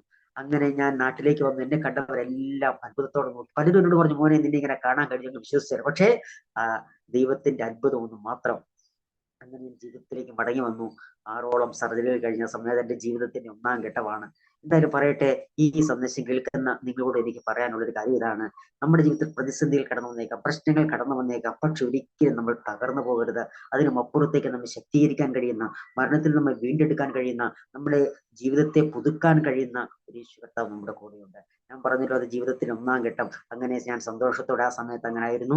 വീണ്ടും തൽക്കാലം ഒരു ജോലിക്ക് പോയെങ്കിൽ എന്റെ ഒരു ആഗ്രഹം തുടർന്ന് കർത്താവിനെ വേരേക്കൊണ്ട് ഇറങ്ങണം എന്നുള്ളത്. അങ്ങനെ 2008 ഒരു ബൈബിൾ സെമിനാരി പഠിക്കാൻ വേണ്ടി കടന്നുപോയി.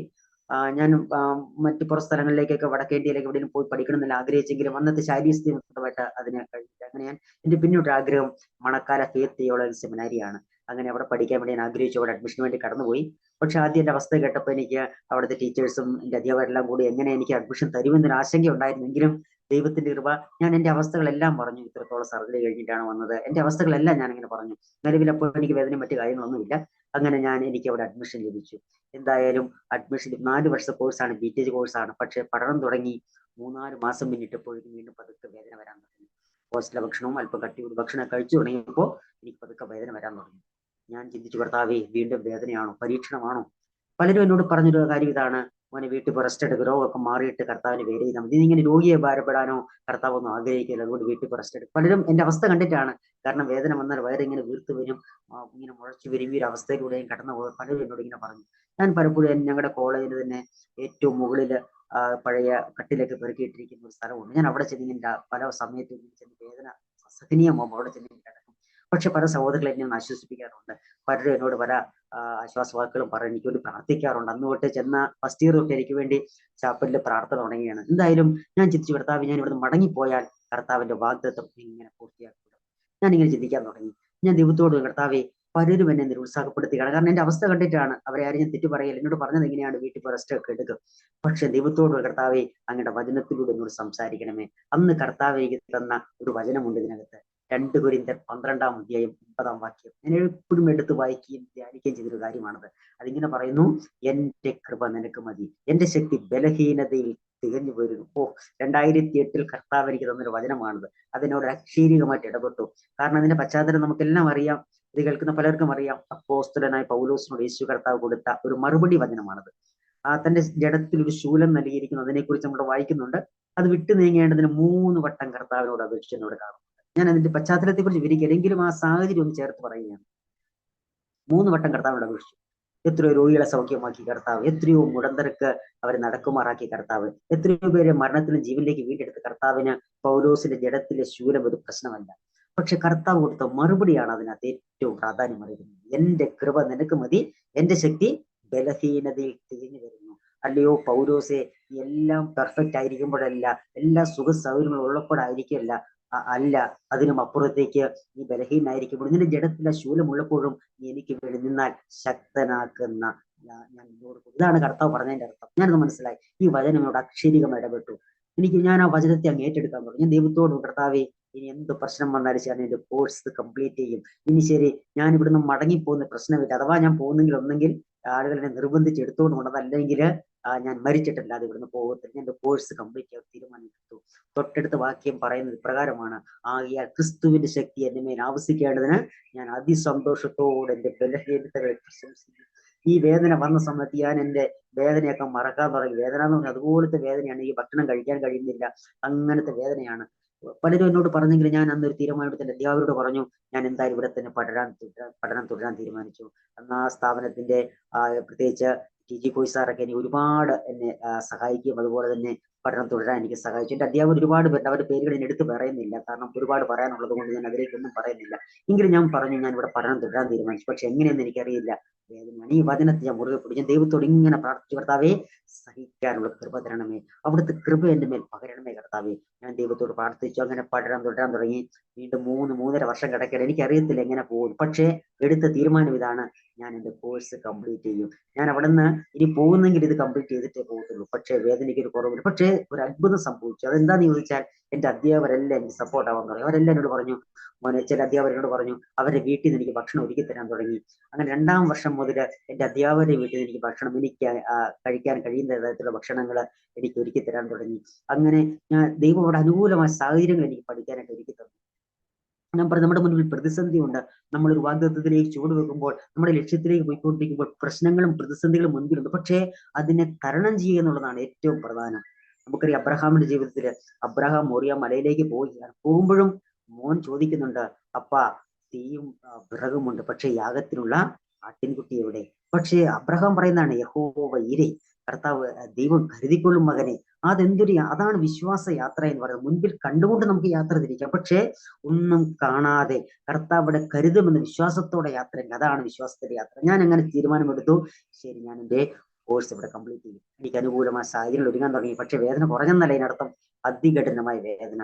അന്നു മുതൽ ഞാൻ 1-ാം വർഷം പഠിക്കുമ്പോൾ തൊട്ട് എനിക്ക് മണക്കാല സ്മരണ എനിക്ക് പ്രാർത്ഥിച്ചു തുടങ്ങിയത്. എല്ലാ ചാപ്പലും എനിക്കൊണ്ട് പ്രാർത്ഥിക്കും. എന്റെ അധ്യാപകരും സഹപാഠികളും എന്നെ അറിയുന്നവരെല്ലാം പ്രാർത്ഥിച്ചു തുടങ്ങി. എനിക്ക് തോന്നുന്നു, എനിക്ക് ഏറ്റവും കൂടുതൽ അവിടുത്തെ വ്യക്തിക്ക് വേണ്ടി പ്രാർത്ഥിച്ചിട്ടുണ്ടെങ്കിൽ ഒരുപക്ഷെ എനിക്ക് വേണ്ടിയായിരിക്കും. കാരണം എല്ലാ ദിവസവും വേദന ആയതുകൊണ്ട് തന്നെ എനിക്ക് വേണ്ടി പ്രാർത്ഥിക്കും. പക്ഷേ ഞാൻ എന്റെ വേദനകളെ ഞാൻ പോസിറ്റീവ് എടുക്കാൻ തുടങ്ങി. കോളേജിൽ എന്ത് പ്രോഗ്രാം വന്നാലും ഞാൻ അറ്റൻഡ് ചെയ്യാൻ തുടങ്ങി. സ്റ്റേജ് പ്രോഗ്രാംസ്, അതുപോലെ എന്ത് കാര്യങ്ങൾ എന്നെ കൊണ്ട് എന്ത് ചെയ്യാൻ കഴിയും അതിലെല്ലാം ഞാൻ പങ്കെടുക്കാൻ തുടങ്ങി. ചുരുക്കി പറഞ്ഞാൽ വേദന വരുമ്പോൾ ഞാൻ ക്ലാസ്സിൽ ചെന്നിരിക്കും. എന്റെ അവസ്ഥ കാണും എന്റെ അധ്യാപകരുടെ മോനെ വീട്ടിൽ റൂമിൽ പോയി റെസ്റ്റ് എടുത്തോ. അങ്ങനെ എന്റെ അവസ്ഥ കണ്ടിട്ട് എന്റെ കൂട്ടുകാർ രണ്ടുപേരും എന്റെ തോളിൽ എടുത്തുകൊണ്ട് എന്റെ റൂമിൽ വന്ന് കിടത്തിയ സാഹചര്യങ്ങൾ പലപ്പോഴും ഉണ്ടായിട്ടുണ്ട്. ഒരുപാട് ഓർമ്മകൾ അത് സംബന്ധമായിട്ട് ഇങ്ങനെ മനസ്സിലേക്ക് ഇങ്ങനെ വരികയാണ്. എന്തായാലും അങ്ങനെ ആ 3.5 വർഷം കഴിഞ്ഞു. എന്റെ ഒരു ആഗ്രഹം ഇതാണ്, എന്റെ കോഴ്സ് കംപ്ലീറ്റ് ചെയ്യണം. വേദനകൾ അതികഠിനമാകുമ്പോൾ ഞാൻ എന്റെ ഈ വചനം എടുത്ത് ധ്യാനിക്കാൻ തുടങ്ങും. കർത്താവിന്റെ പറയും, കർത്താവെ അവിടുത്തെ കൃപയെന്നെ പകരണം. എന്തായാലും പറയട്ടെ, അങ്ങനെ 3-ാം വർഷത്തിലേക്ക് പഠിച്ചുകൊണ്ടിരിക്കുന്ന സമയമാണ്. അങ്ങനെ ഒരു ദിവസം വീട്ടിൽ നിന്ന് ഒരു കോൾ വരുന്നു. എന്റെ പിതാവിന് അസുഖമില്ലാതെ ആശുപത്രിയിലായിരിക്കുന്നു. എന്റെ ജീവിതത്തിൽ ഏറ്റവും കൂടുതൽ വേദനിപ്പിച്ച മറ്റൊരു സംഭവമാണത്. അങ്ങനെ ആ സമയത്ത് ഞാൻ മണക്കാല സെമിനാറിലായിരിക്കുന്ന സമയത്താണ് ഈ ഒരു കോൾ വന്ന്, പിതാവിന് വയ്യാതെ ആശുപത്രിയിലായിരിക്കുന്നു. അങ്ങനെ ഞാൻ അവിടെ നിന്ന് ആശുപത്രി കോളേജിൽ നിന്ന് തന്നെ എന്റെ അവിടുത്തെ ഒരു സഹപാഠിയും കൂട്ടി എന്നെ ആശുപത്രി അങ്ങോട്ട് നാട്ടിലേക്ക് വിട്ടു. പക്ഷെ എത്രത്തോളം സീരിയസ്നെസ് ഉണ്ടെന്ന് എനിക്ക് അറിയത്തില്ല. പിതാവിന് വയ്യാതെ ആശുപത്രിയിലായെന്ന് അറിയത്തുള്ളൂ. അങ്ങനെ അവിടെ ചെന്ന് ഈ പറഞ്ഞ ആശുപത്രി പെരിന്തൽമണ്ണ EMS ആശുപത്രിയാണ് അഡ്മിറ്റ് ചെയ്തത്. അവിടെ ചെന്ന് കണ്ടപ്പോഴാണ് എനിക്ക് അതിന്റെ സാഹചര്യം മനസ്സിലായത്, അതിന്റെ ആ ഒരു ഗൗരവം മനസ്സിലായത്. കാരണം എന്റെ പിതാവിന് സ്ട്രോക്ക് വന്നു. തൊട്ട് തലേ രാത്രി സ്ട്രോക്ക് വന്നിട്ട് ഒരു സൈഡ് കംപ്ലീറ്റ് ആയി പാരലിസ് ആയി പോയി. ഇടതുവശം മുഴുവൻ പാരലിസ് ആയി. എനിക്കത് കണ്ടിട്ട് സഹിക്കാനും കഴിഞ്ഞില്ല. അവിടെ ചെന്ന് ഞാനിങ്ങനെ എന്റെ പിതാവിന് ഞാൻ കോളേജിൽ നിന്ന് നേരെ ആശുപത്രിയിലേക്കാണ് പോകുന്നത്, പെരിന്തൽമണ്ണ EMS ആശുപത്രി. അവിടെ ചെന്ന് കണ്ടു, ICU ചെന്ന് കണ്ടപ്പോൾ എനിക്ക് വിശ്വസിക്കാൻ കഴിയുന്നില്ല. കാരണം സംസാരിക്കാൻ കഴിയാതെ ചുണ്ട് ഒരു വശത്തേക്ക് ഇങ്ങനെ കൂടിപ്പോയി. ഞാൻ അവിടുന്ന് പൊട്ടിക്കറിഞ്ഞു, ദൈവമേ ഈ ഒരു അവസ്ഥ എന്റെ പിതാവിന് വന്നില്ല. കാരണം എന്നെയും കൊണ്ട് ആശുപത്രിയിൽ പോകാനും എന്ത് കാര്യങ്ങൾക്ക് എന്നോടൊപ്പം നിൽക്കുന്നത് എന്റെ പിതാവും ആണ്. അതുപോലെ തന്നെ സഹോദരന്മാരിൽ നിന്നെല്ലാം നിൽക്കുമെങ്കിൽ ആശുപത്രിയിലേക്ക് കൊണ്ടുപോകാനായിട്ട് പിതാവാണ് എന്റെ അടുത്ത്. ഞാൻ ചോദിച്ചു, കർത്താവേ എന്റെ പിതാവിന് ഈ ഒരു അവസ്ഥ കടന്നു വന്നല്ലോ. പക്ഷെ അവിടെ നിന്നപ്പോഴേക്കും എന്റെ ഉള്ളിലേക്ക് പെട്ടെന്ന് ഒരു ചിന്ത ഇങ്ങനെ കണക്ട് ചെയ്തു. കാരണം ചില വർഷങ്ങൾക്ക് മുൻപ് എന്നെ അഡ്മിറ്റ് ചെയ്ത ഞാൻ മരണക്കിടക്കയിലായിരുന്ന ആ ആശുപത്രി തന്നെയാണത്. ഞാൻ ചിന്തിച്ചു, ചില വർഷങ്ങൾക്ക് മുൻപ് ഈ ഒരു ആശുപത്രിയിൽ നിന്നാണ് മരണത്തിലും കർത്താവ് എനിക്ക് വിടുതൽ നൽകിയത്. ഞാൻ അവിടെ നിന്നും ദൈവത്തോട്, കർത്താവെ എനിക്ക് കർത്താവ് സൗഖ്യം നൽകാൻ കഴിയുമെങ്കിൽ എന്റെ പിതാവിനെയും സൗഖ്യമാക്കാൻ കർത്താവിന് കഴിയും. ഞാൻ ICUവിൽ നിന്ന് ഞാൻ എന്റെ പിതാവിനോട് പ്രാർത്ഥിച്ചു. അവിടെ നിന്ന് പുറത്തേക്ക് ഇറങ്ങി. എന്തായാലും പറയട്ടെ, ആ ഒരു ജീവിതം എന്റെ വളരെ വേദനയിലേക്ക് കൊണ്ടുപോയി. കാരണം ആ ഒരു സ്ട്രോക്ക് വന്ന നിമിത്തമായിട്ട് പിതാവിന് ഏകദേശം 10-ലധികം വർഷത്തോളമായി ഇപ്പോഴും ശരിക്കും നടക്കാൻ കഴിയില്ലെങ്കിലും സംസാരശേഷി എല്ലാം തിരിച്ചു കിട്ടി. എങ്കിലും ആരോഗ്യത്തോടെ പൂർണ്ണമായും നടക്കാനായിട്ട് കഴിയത്തില്ല, എങ്കിലും ഇന്ന് സൗഖ്യത്തോടെ ഭവനത്തിലായിരിക്കുന്നു. പ്രതിസന്ധികൾ ഇങ്ങനെ അടിക്കടി ഇങ്ങനെ ജീവിതത്തിൽ ഇങ്ങനെ കടന്നു പോകും. എങ്കിലും ഞാൻ പറയട്ടെ, അതെല്ലാം അതിജീവിപ്പാൻ എന്റെ കർത്താവിനെ ബലപ്പെടുത്തി. ആ വചനം തന്ന ആ നിമിഷം മുതൽ പ്രശ്നങ്ങൾ, ബലഹീനങ്ങൾ കടന്നു വരുമ്പോൾ ഞാൻ അതിജീവിക്കാൻ തുടങ്ങി. ദൈവത്തോട്, കർത്താവെ സഹിക്കാനുള്ള കൃപ തരണമേ, കർത്താവിനെ അതിജീവിപ്പാനുള്ള കൃപ തരണമേ ഞാൻ ദൈവത്തോട് പ്രാർത്ഥിക്കാൻ തുടങ്ങി. എന്തായാലും ചില ദിവസങ്ങൾക്ക് ശേഷം എന്റെ പിതാവിനെ ഡിസ്ചാർജ് ചെയ്ത് അവിടുന്ന് ഹോസ്പിറ്റലിൽ കൊണ്ടുപോയി. ആ സമയത്ത് എനിക്ക് വേദനയുള്ള സമയമാണ്. അങ്ങനെ വീണ്ടും ഞാൻ കോളേജിലേക്ക് മണക്കാല സെമിനാറിലേക്ക് മടങ്ങി വന്നു. എന്റെ പഠനം തുടരാൻ തുടങ്ങി. അടുത്ത 4-ാം വർഷത്തിലേക്ക് എത്തി. എന്റെ ആഗ്രഹം ഇതാണ്, എങ്ങനെയും എന്റെ കോഴ്സ് കംപ്ലീറ്റ് ചെയ്യണം. ഏത് വേദന സഹിച്ചാലും ശരി, ഞാൻ എടുത്തു വെച്ച കാൽച്ചൂട് എനിക്ക് കംപ്ലീറ്റ് ചെയ്യണം. ഇത് കാണുന്ന യുവജനങ്ങളോട് ഞാൻ കാര്യം പറയട്ടെ, പലപ്പോഴും നമ്മുടെ ഹൃദയത്തിൽ എടുക്കുന്ന തീരുമാനങ്ങൾ കാണുന്നുണ്ട്. നമുക്ക് 2 തരത്തിലെടുക്കാം. കഴിയത്തില്ല എന്ന് പറഞ്ഞ് നമുക്ക് മാറി നിൽക്കാം, എന്നെ കൊണ്ട് പറ്റത്തില്ല, കാരണം ന്യായീകരിക്കാൻ നമുക്ക് കാരണങ്ങളുണ്ട്. പക്ഷേ നാം എടുക്കുന്ന തീരുമാനം ഉറച്ച നിലപാടെടുക്കാൻ കഴിയുമെങ്കിൽ, ഉറച്ച തീരുമാനം എടുക്കാൻ കഴിയുമെങ്കിൽ, നമ്മുടെ കാൽച്ചുവടുകൾ വിശ്വാസത്തോടെ വെക്കാൻ കഴിയുമെങ്കിൽ അത് പൂർത്തീകരിക്കാൻ കഴിയുന്ന ഒരു ദൈവമുണ്ട്. എന്തായാലും അങ്ങനെ 4-ാം വർഷം പഠനം തുടങ്ങി. വേദനയ്ക്ക് ഒരു കുറവുമില്ല, പതിപോലെ ഇങ്ങനെ ആയിരിക്കുകയാണ്. എങ്കിലും ആ സമയത്ത് കോളേജിൽ നിന്ന് ഓരോ റൂംമേറ്റ്സിന് ഇടുമ്പോൾ എന്റെ റൂംമേറ്റ് ആയിരുന്നത് ഒരു നഴ്സായിട്ട് പ്രവർത്തിച്ച ഒരു സഹോദരനാണ് ചില നാളുകൾ. അങ്ങനെ അദ്ദേഹമാണ് റൂംമേറ്റ് ആയിട്ട് എന്റെ 4-ാം വർഷം എന്നെ മണക്കാല സെമിനാറിലായിരുന്നത്. എന്നെ ശുശ്രൂഷിക്കാൻ, അതുപോലെ എന്റെ കാര്യങ്ങളൊക്കെ വേദന വരുമ്പോൾ മറ്റു കാര്യങ്ങളൊക്കെ ചെയ്യാനായിട്ടും അദ്ദേഹം ഇങ്ങനെ ചെയ്തു. എന്തായാലും ഞാൻ പറയട്ടെ, ആ വേദന കടന്നു വരുമ്പോൾ ഞാൻ എന്നെ അതിജീവിക്കാനായിട്ട് തുടങ്ങി. ഞാൻ മുൻപ് പറഞ്ഞതുപോലെ തന്നെ കോളേജിൽ ഓരോ പ്രോഗ്രാമുകളും ഇതെല്ലാം കടന്നു വരുമ്പോൾ അതിനകത്ത് പങ്കെടുക്കാൻ തുടങ്ങി. എന്റെ കൂട്ടുകാരോട് കൂടി തമാശ പറഞ്ഞ എന്റെ വേദനയെ തന്നെ ഞാൻ അങ്ങോട്ട് അവഗണിക്കുന്ന ഒരു അവസ്ഥയിലേക്ക് അങ്ങനെ എത്തിച്ചേർന്നു. കാരണം വേദന വരുമ്പോൾ ഞാൻ വയറിങ്ങനെ മുഴച്ചു വരുന്ന പല സാഹചര്യം ഉണ്ടെങ്കിലും ഞാനത് കടിച്ചു പിടിക്കുക എന്ന് പറഞ്ഞാൽ വേദന കടിച്ചു പിടിച്ച സാഹചര്യങ്ങൾ പലപ്പോഴും ഉണ്ടായിട്ടുണ്ട്. എങ്കിലും ഞാൻ 4-ാം വർഷം പഠിക്കുമ്പോൾ ഡിസംബർ മാസത്തിലേക്ക് എത്തി. ചില നാളുകൾ കൂടി ഉണ്ട്, ഏപ്രിൽ മാസം കൂടിയാണ് ഞങ്ങളുടെ കോഴ്സ് കംപ്ലീറ്റ് ആവുക. 2011 ഡിസംബറിലേക്ക് എത്തി. വേദന വളരെ ശക്തമായി. ദിവസങ്ങളോളം ഭക്ഷണം കഴിക്കാതെ ഞാൻ കിടക്കുകയാണ്. എന്റെ അധ്യാപകർ എന്നെ വന്ന് കണ്ടിട്ട് പറഞ്ഞു, മോനെ ഇങ്ങനെ കിടക്കുന്ന അപകടമാണ്, നമുക്ക് ഇതിന്റെ ആശുപത്രി പോവാം. ഞങ്ങളുടെ പ്രിൻസിപ്പൽ ഡോക്ടർ B. വർഗീസാറാണ്. B. വർഗീസാറും മറ്റ് അധ്യാപകരെല്ലാം കൂടെ തീരുമാനിച്ചു, ഇങ്ങനെ കിടക്കുന്നത് അപകടമാണ്, അതെങ്കിലും ഏതെങ്കിലും ആശുപത്രി പോവാം. അങ്ങനെ എന്നോട് പോലും ചോദിക്കാതെ അതിനുള്ള കാര്യങ്ങളൊക്കെ അവർ ക്രമീകരിച്ചു. ടിക്കറ്റ് എല്ലാം എടുത്ത് വെല്ലൂർ CMC-യിലേക്ക് എന്നെ അയച്ചു. അങ്ങനെ 2011 ഡിസംബർ മാസം 8-ാം തീയതി എന്നെ വെല്ലൂർ CMC-യിലേക്ക് കൊണ്ടുപോയി. ഞാൻ ചിന്തിച്ച കാര്യം ഇതാണ്, അവിടെ ആശുപത്രി ചെല്ലുന്നു, ഒരാഴ്ച അവിടെ കിടന്ന് കുറച്ച് മരുന്നെല്ലാം മേടിച്ച് വീണ്ടും തിരിച്ചു വരുന്നു, പഠനം തുടരാമെന്ന് എത്തിച്ചാണ് പോകുന്നത്. അങ്ങനെ ആ സമയത്ത് എന്റെ പിതാവിനും വയ്യാതിരിക്കുന്ന സമയം ആയതുകൊണ്ട് തന്നെ എന്റെ സഹോദരനും അങ്കിളുമാണ് എന്നോട് കൂടെ ആശുപത്രി കടന്നു വെല്ലൂർ CMC-യിലേക്ക് പോകുന്ന വഴി ട്രെയിൻ യാത്രയിൽ എല്ലാം അതികഠിനമായ വേദനയാണ്. അവിടെ ചെന്ന ഉടനെ എന്ന് പറയാൻ കഴിയത്തില്ല. വെല്ലൂരിൽ ചെന്ന ഉടനെ നമുക്ക് കാണാൻ കഴിയാത്തത് കൊണ്ട് അവിടുത്തെ കാര്യങ്ങളെല്ലാം എടുത്തു. പക്ഷേ ആ നിന്ന ഒരു ദിവസം എനിക്ക് അത്രത്തോളം വേദനയോട് ഞാൻ കടന്നുപോയി. എങ്കിലും എമർജൻസി ആയതുകൊണ്ട് തന്നെ പെട്ടെന്ന് തന്നെ ഒരുവിധം വേഗത്തിൽ തന്നെ ഡോക്ടറെ കണ്ടു. ഡോക്ടർ ടെസ്റ്റ് ചെയ്ത് നോക്കിയിട്ട് പറഞ്ഞു ആ രോഗം വീണ്ടും കൂടിയിട്ടുണ്ട്. ആ ക്രോൺസ് രോഗം കൂടി കുടലിങ്ങനെ ബൾജായിരിക്കുകയാണ്. ഫുഡ് അതിലേക്ക് കടന്നു പോകാത്തത് കൊണ്ട് അവിടെ ബ്ലോക്ക് വന്നിരിക്കുകയാണ്. ഉടൻ സർജറി ചെയ്യണം. ഞാൻ ആകെ തകർന്നു. കർത്താവ്, ഇനിയും ഓപ്പറേഷനോ? എന്റെ ശരീരത്തിൽ ഏഴാമത്തെ ഓപ്പറേഷനാണ്. അങ്ങനെ ഒരു ചിന്ത എന്റെ ഉള്ളിൽ പോലും ഇല്ല. ഞാൻ ചിന്തിച്ചു, കർത്താവ്, ഞാൻ ഇതിനെ എങ്ങനെ അതിജീവിക്കും കർത്താവ്? എന്തായാലും പറയട്ടെ, 2011 ഡിസംബർ മാസം 8-ാം തീയതി എന്റെ 7ാമത്തെ സർജറിയും കഴിഞ്ഞു. ആ സർജറി കഴിഞ്ഞു. എന്നെ റൂമിലേക്ക് മാറ്റി. 1-2 ദിവസം കൂടി കഴിഞ്ഞാണ് ഞാൻ അറിയുന്നത് 5-6 വർഷങ്ങൾക്ക് മുൻപ് ഇതുപോലെ വീണ്ടും എന്റെ കുടൽ മുറിച്ചു മാറ്റി. കുടൽ മുറിച്ചു മാറ്റിയിട്ട് ഇടതുവശത്തേക്ക് എന്റെ കുടൽ ഇങ്ങനെ സെറ്റ് ചെയ്തു. മുൻപ് വലതുവശത്താണെങ്കിൽ 2-ാം തവണ ഇടതുവശത്താണ്. ഒറ്റ വ്യത്യാസം. ഞാൻ ചിന്തിച്ചു, കർത്താവ്, ഞാൻ എങ്ങനെ എന്റെ ജീവിതം മുന്നോട്ട് പോകും? ഡോക്ടർമാർ പറഞ്ഞു ഇനി 1 വർഷമെങ്കിലും അതുപോലെ വെച്ചതിന് ശേഷം മാത്രമേ തിരിച്ചുള്ളിലേക്ക് ചെയ്യുന്ന കാര്യം ചിന്തിക്കാൻ കഴിയത്തുള്ളൂ. എന്തായാലും ആ ഒരു അവസ്ഥയിൽ ഞാൻ വളരെയധികം നിരാശകൾ ഇങ്ങനെ വീണ്ടും കടന്നു. കർത്താവ്, ഞാൻ ഇതെങ്ങനെ അതിജീവിക്കും? കാരണം 2007 5 മാസം എനിക്ക് നല്ല ഓർമ്മയുണ്ട്. ഞാൻ ചിന്തിച്ചു, കർത്താവ്, ഞാൻ ഇതിനെങ്ങനെ അതിജീവിക്കുന്നു? വളരെയധികം ഭാരപ്പെട്ടു. എങ്കിലും ഞാൻ പറയട്ടെ, ഞാൻ ദൈവത്തോട് ഇങ്ങനെ പറഞ്ഞു, കർത്താവ്, സഹിക്കാനുള്ള കൃപ തരണമേ, എനിക്ക് ഇതിനെ അതിജീവിക്കാനുള്ള കൃപ തരണമേ. എങ്കിലും എന്നെ ഏറ്റവും കൂടുതൽ വേദനിപ്പിച്ചൊരു കാര്യം, കർത്താവിന് എന്റെ കോഴ്സ് ഇനി എനിക്ക് കംപ്ലീറ്റ് ചെയ്യാൻ കഴിയത്തില്ല എന്നുള്ളത്. എനിക്ക് ഒത്തിരി വേദന തോന്നി. സർജറി ചെയ്തൊരു വശം തന്നെ. പക്ഷേ ഞാൻ ഈ 3-3.5 വർഷത്തോളം അവിടെ നിന്ന് കഷ്ടപ്പെട്ട് നിന്നത് എനിക്ക് ആ കോഴ്സ് പഠിച്ച് കംപ്ലീറ്റ് ചെയ്യണം എന്നുള്ളതാണ്. പക്ഷെ എനിക്ക് കഴിയത്തില്ല. എന്തായാലും ആ സർജറി 1-2 ദിവസം കഴിഞ്ഞപ്പോൾ എന്നെ ഡോക്ടർ റൂമിലേക്ക് വിളിപ്പിച്ചു. അങ്ങനെ ഞങ്ങൾ ചെന്നത് ഡോക്ടർ ഓങ്കോളജി ഡിപ്പാർട്ട്മെന്റിലേക്കാണ്. ഞാൻ സഹോദരൻ ചോദിച്ചു, എന്തിനാണ് നമ്മൾ ഇവിടെ വന്നിരിക്കുന്നത്? അപ്പോഴാണ് എന്റെ സഹോദരനോട് പറയുന്നത്, ഡോക്ടർമാർ ചെറിയൊരു സംശയമുണ്ട് അതിനെക്കുറിച്ച് ഇങ്ങനെ. അപ്പോൾ പറഞ്ഞത് ഇങ്ങനെയാണ്, 90% ഉള്ളത് ക്യാൻസർ ആണ്, ഏകദേശം അവർക്ക് ബോധ്യമായി. അതുകൊണ്ട് അന്ന് അവർ ഞങ്ങളോട് ചോദിച്ചു, കീമോതെറാപ്പി നാട്ടിൽ ചെന്ന് ചെയ്യുന്നു, ഈ ഒരു തീരുമാനത്തിലേക്ക് എത്തിയത്. പക്ഷേ ഞാൻ ആദ്യം അറിഞ്ഞില്ല. എങ്കിലും അതിന്റെ റിസൾട്ട് വാങ്ങാൻ വേണ്ടിയാണ്, എന്താണെന്ന് അറിയാൻ വേണ്ടിയാണ് ഞാൻ സഹോദരൻ ചെയ്തിരിക്കുന്നത്. ആദ്യം എനിക്ക് കേട്ടപ്പോൾ ഒരുപാട് വിഷമം തോന്നി. എനിക്ക് മനസ്സിലായി എന്റെ ജീവിതം ഇനി അധികം ഇല്ല. എന്റെ ഉള്ളിൽ ഇങ്ങനെ വിഷമതകൾ ഇങ്ങനെ പൊങ്ങി വരാൻ തുടങ്ങി. എങ്കിലും ആ റിസൾട്ട് വാങ്ങാൻ റൂമിന്റെ മുമ്പിൽ ചെന്നിരിക്കുകയാണ്. അങ്ങനെ ഇന്ന് എന്നെ വിളിച്ചു. ഞാനും എന്റെ സഹോദരനും കൂടെ ഇരിക്കുമ്പോൾ ഡോക്ടർ റിസൾട്ട് നോക്കിയിട്ട് പറഞ്ഞു, അതെന്തായാലും ക്യാൻസർ അല്ല, ക്രോൺസ് രോഗം തന്നെയാണ്. അതുകൊണ്ട് ട്രീറ്റ്മെന്റ് ചെയ്യാവുന്നതേ ഉള്ളൂ. എന്തായാലും പക്ഷെ എനിക്ക് വലിയൊരു ആശ്വാസം എനിക്ക് തോന്നി. കാരണം അത് ക്യാൻസർ ആണ് എങ്കിൽ ഞാൻ ചിന്തിച്ചതുപോലെ തന്നെ, ഞാൻ ഭയപ്പെട്ടതുപോലെ തന്നെ അധിക കാലമില്ല. നമുക്കറിയാമല്ലോ അതിന്റെ അവസ്ഥ എന്താണെന്നുള്ളത്. എന്തായാലും എനിക്കൊരു വലിയൊരു ആശ്വാസം തോന്നി. എങ്കിലും പ്രശ്നങ്ങൾ വീണ്ടും കിടക്കുകയാണ്. വീണ്ടും ബാഗെല്ലാം സെറ്റ് ചെയ്ത് എനിക്കറിയത്തില്ല അതെങ്ങനെയാണ് ഞാൻ അതിജീവിച്ചു. ഞാൻ ദൈവത്തോട് ഇങ്ങനെ പറഞ്ഞു, കർത്താവേ, ഇതിനെയും അതിജീവിക്കാൻ എന്നെ സഹായിക്കണേ. പക്ഷേ 1 മാസം കൂടി കഴിഞ്ഞാൽ എന്റെ ഗ്രാജുവേഷനാണ് മണക്കാല സെമിനാരിയിൽ. 2011 ഡിസംബർ 8-ാം തീയതി സർജറി കഴിഞ്ഞു. കൃത്യം 1 മാസം കൂടി കഴിഞ്ഞാൽ 2012 ജനുവരി 6-ാം തീയതി എന്റെ ഗ്രാജുവേഷനാണ്. എന്റെ ഏറ്റവും വലിയൊരു ആഗ്രഹമാണ് അതിൽ പങ്കെടുക്കുക എന്നുള്ളത്. പക്ഷേ ഞാൻ ചിന്തിച്ചു, കർത്താവേ, എനിക്കതിന് കഴിയത്തില്ലല്ലോ. പക്ഷെ വീണ്ടും ദൈവത്തോട് ആഗ്രഹം സമർപ്പിച്ച് പ്രാർത്ഥിച്ചു. ഞാൻ വീട്ടിലും പറഞ്ഞു, എന്റെ മാതാവിനും പിതാവിനോടൊക്കെ പറഞ്ഞു, എനിക്കത് പങ്കെടുക്കുന്ന ആഗ്രഹമുണ്ട്. എന്തായാലും അത്ഭുതം എന്ന് പറയട്ടെ, ഒരു മേജർ സർജറി കഴിഞ്ഞ വ്യക്തിക്ക് ചിന്തിക്കാൻ കഴിയുന്ന കാര്യമല്ല. അവിടെ നിന്ന് വെല്ലൂരിൽ നിന്ന് ഡിസ്ചാർജ് ചെയ്ത് നേരെ പാലക്കാട് എന്റെ ചേട്ടൻ താമസിക്കുന്ന ക്വാർട്ടേഴ്സ് ഉണ്ട്, അവിടെ വന്ന് ചില ദിവസങ്ങളിൽ നിന്ന് നേരെ മണക്കാല സെമിനാരിയിലേക്ക് കടന്നുപോയി. 2012 ജനുവരി 6-ാം തീയതി മണക്കാല സെമിനാരിയിൽ നിന്ന് എന്റെ ഗ്രാജുവേഷൻ പങ്കെടുപ്പാൻ, ആ സർട്ടിഫിക്കറ്റ് ഏറ്റുവാങ്ങുവാൻ എന്റെ കർത്താവ് എന്നെ ബലപ്പെടുത്തി. ഹല്ലേലൂയ.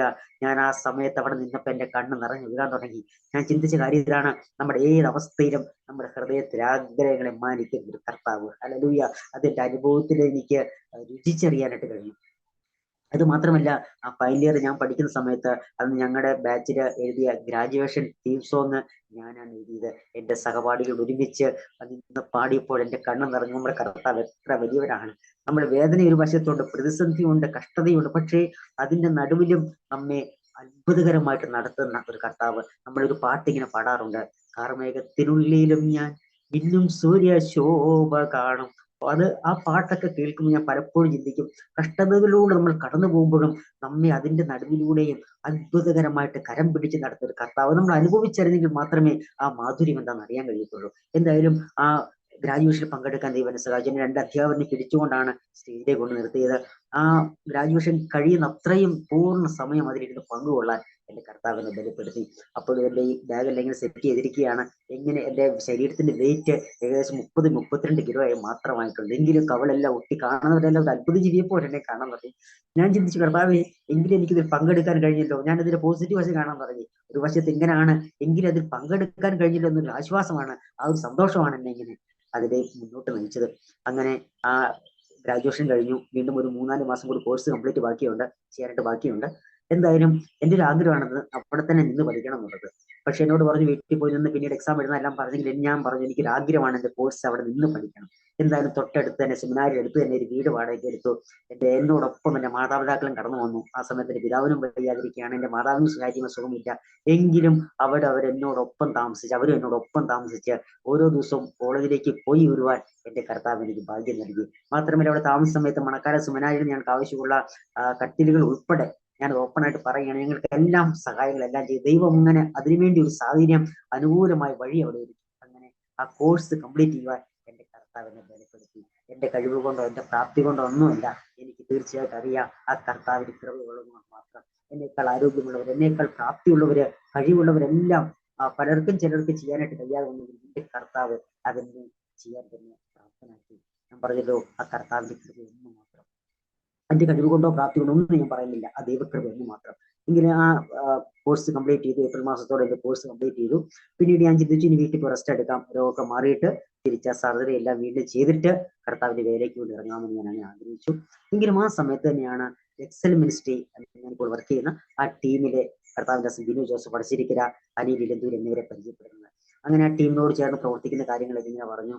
എന്തായാലും മണക്കാര സെമിനാരിയിൽ ഞാൻ നേരെ വരുന്നത് അന്ന് എക്സൽ ടീമിന്റെ ഓഫീസുള്ള കോഴഞ്ചേരി തെക്കേമലയിലേക്കാണ്. വീട്ടിലേക്ക് പോലും പോയില്ല. ആ സമയം ഒരു ഏപ്രിൽ മാസം ആയതുകൊണ്ട് VBA സീസൺ ആണ്. എന്തായാലും സെമിനാരിയിൽ നിന്ന് ഞാൻ നേരെ കോഴഞ്ചേരിക്ക് പോന്നു. ഏകദേശം ആ സമയത്ത് എന്റെ ഒരുവിധം ബാഗൊക്കെ ഞാൻ സെറ്റ് ചെയ്യാനും ക്ലീൻ ചെയ്യാൻ ഞാൻ തന്നെ ശ്രമിച്ചു. 2007 എന്റെ അമ്മയാണ് ആ സമയത്ത് എല്ലാം ക്ലീൻ ചെയ്യാൻ എന്നെ സഹായിച്ചതെങ്കിൽ 2011 ആ സർജറി ചെയ്ത സമയത്ത് ഒരുവിധം ഞാൻ തനിയെ ചെയ്യാൻ ശ്രമിച്ചു. അങ്ങനെ എന്തായാലും ഞാൻ ആ ടീമിനോട്, എക്സൽ ടീമിനോട് ചേർന്ന് 2012 കാലഘട്ടത്തിലെ VBS അനേക സ്ഥലങ്ങളിൽ കടന്നു പോകാൻ ദൈവം എനിക്ക് ഭാഗ്യം നൽകി.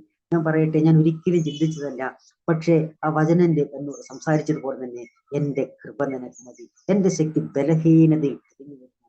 ഞാൻ പലപ്പോഴും യാത്ര ചെയ്ത് പോകുമ്പോൾ 2 വലിയ ബാഗ് എന്റെ കയ്യിലുണ്ട്. അത് കൂടാതെ എന്റെ ശരീരത്തിൽ ഒട്ടിച്ചു വെച്ച മലവിസർജ്യങ്ങൾ കളക്ട് ചെയ്യുന്ന ബാഗുണ്ട്. ഞാനൊരു മുണ്ട് ഇങ്ങനെ ഇവിടെ കയറ്റി കൊടുത്ത് ഇങ്ങനെ നെറ്റിൽ കയറ്റി കൊടുത്ത് ഒരു ഷർട്ട് ഇങ്ങനെ താഴ്ത്തിയിട്ടാണ് യാത്ര ചെയ്യുന്നത്. പലപ്പോഴും ഞാൻ വീട്ടിൽ ചെന്നാൽ ഒരു സ്ഥലത്ത് ഞാൻ ചോദിക്കുന്ന നാട്ടിൽ ചോദിക്കുന്ന ടോയ്ലറ്റ് എവിടെയാണ്, കാരണം ഈ ബാഗ് ഒന്ന് ക്ലീൻ ചെയ്യണം, എന്നിട്ട് എനിക്ക് എന്തെങ്കിലും ചെയ്യാൻ കഴിയും. മാത്രമല്ല ആ സമയത്ത് കുഞ്ഞുങ്ങൾക്ക് വേണ്ടിയിട്ട് ഗോസ്പൽ മാജിക് പ്രോഗ്രാം ഒക്കെ ചെയ്യുന്നുണ്ട്. അങ്ങനെ ഒരുപാട് സ്ഥലങ്ങൾ, കേരളത്തിൽ അനേക സ്ഥലങ്ങളിൽ യാത്ര ചെയ്യുവാൻ എന്റെ കർത്താവിനെ ബലപ്പെടുത്തി. ഞാൻ പോകുന്ന സമയത്തും യാത്ര ചെയ്യുമ്പോഴെല്ലാം പ്രായോഗിക ബുദ്ധിമുട്ടുകളുണ്ട്. പലപ്പോഴും യാത്ര ചെയ്യുമ്പോൾ ഞാൻ ചിന്തിക്കാൻ, കർത്താവ് ഇത് ഞാൻ തന്നെയാണോ?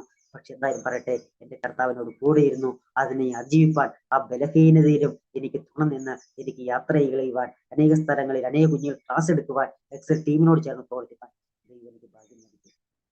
അങ്ങനെ ആ സമയത്ത് തന്നെ ഞാൻ അങ്ങനെ എന്ത് കാര്യത്തെ പോസിറ്റീവായി കാണുന്ന, ഈ പ്രശ്നം കടന്നു വന്നാലും ഞാൻ തനിയെ യാത്ര ചെയ്യാൻ തുടങ്ങി, തനിയെ അത് ക്ലീൻ ചെയ്യാൻ ശീലിച്ചു, ആ ബാഗ് ഞാൻ തനിയെ സെറ്റ് ചെയ്യാനായിട്ട് ശീലിച്ചു. അങ്ങനെ 1.5 വർഷത്തോളം അതേ അവസ്ഥയിലാണ്. പക്ഷേ ഈ സമയത്ത് സംഭവിച്ച ചില അത്ഭുതങ്ങളുണ്ട്. ആ സമയത്ത് 2007 5 മാസം വീട്ടിൽ ഒരേ കിടപ്പാണെങ്കിൽ ഈ 2011 ഈ സർജറി ചെയ്തതിനു ശേഷം 1.5 വർഷത്തോളം അനേക സ്ഥലങ്ങളിൽ യാത്ര ചെയ്യുവാനായിട്ട് എന്റെ കർത്താവിനെ ബലപ്പെടുത്തി. അത് മാത്രമല്ല, ആ സമയത്താണ് ഞാൻ ഡ്രൈവിംഗ് പരിശീലിക്കുന്നത് പോലും. കേൾക്കുന്നവർക്ക് അത്ഭുതം തോന്നിയേക്കാം. എഴുന്നേറ്റ് നിവർന്നു നിൽക്കാൻ പോലും കഴിയാത്ത സാഹചര്യത്തില് ഞാൻ തനിയെ കാർ ഓടിക്കാനായിട്ട് എന്റെ ഒരു സുഹൃത്ത് ആദ്യമൊക്കെ പറഞ്ഞത്, പിന്നീട് തനിയെ ഓടിച്ച് പഠിക്കാൻ ഡ്രൈവിംഗ് ലൈസൻസ് സെന്റർ എടുക്കാനായിട്ട് എന്റെ ദൈവം കൃപ നൽകി. ഞാൻ പറഞ്ഞല്ലോ, നാം ഏറ്റവും ബലഹീനരാൻ തോന്നുമ്പോൾ, ഏറ്റവും അശക്തരാൻ തോന്നുമ്പോൾ നമ്മെ ശക്തീകരിക്കുന്ന ഒരു കർത്താവുണ്ട്. നല്ല ആരോഗ്യത്തോടെ പലപ്പോഴും കഴിയാത്തത് ഞാൻ ഏറ്റവും ബലഹീനമായ സമയത്ത് നേടിയെടുക്കാനായിട്ട് എന്റെ കർത്താവിനെ സഹായിച്ചു. അങ്ങനെ 1.5 വർഷം കഴിഞ്ഞു.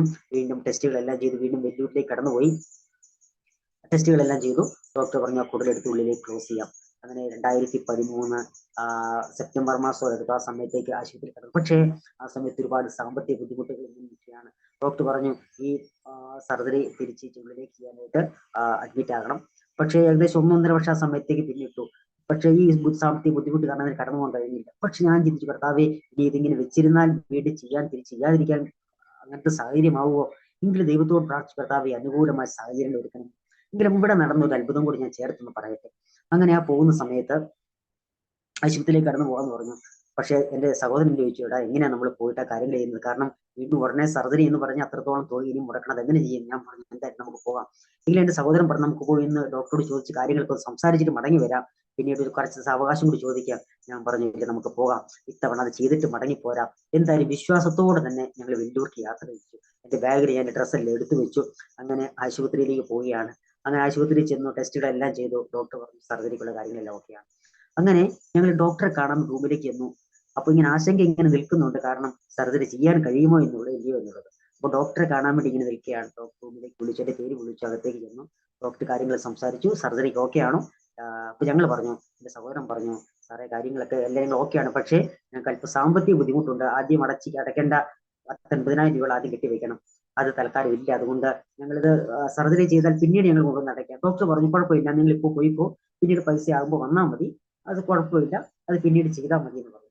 ഞാൻ അവിടെ നിന്ന് പറഞ്ഞു, കർത്താവേ, ഇനി ഞാൻ എത്ര നാളും കൂടി ഈ ബാഗ് എല്ലാം സെറ്റ് ചെയ്ത് ജീവിക്കണം. കാരണം ആ സമയത്ത് ഇരിക്കുന്നെങ്കിലും ഒരുപാട് ഇറിറ്റേഷൻ ഉണ്ട് എനിക്ക് അങ്ങനെ ഇരിക്കുന്ന സമയത്ത്, ഒരുപാട് പ്രായോഗിക ബുദ്ധിമുട്ടുണ്ട്. ഞാൻ ചിന്തിച്ചു, കർത്താവ് എനിക്കത് കഴിയത്തില്ലോ.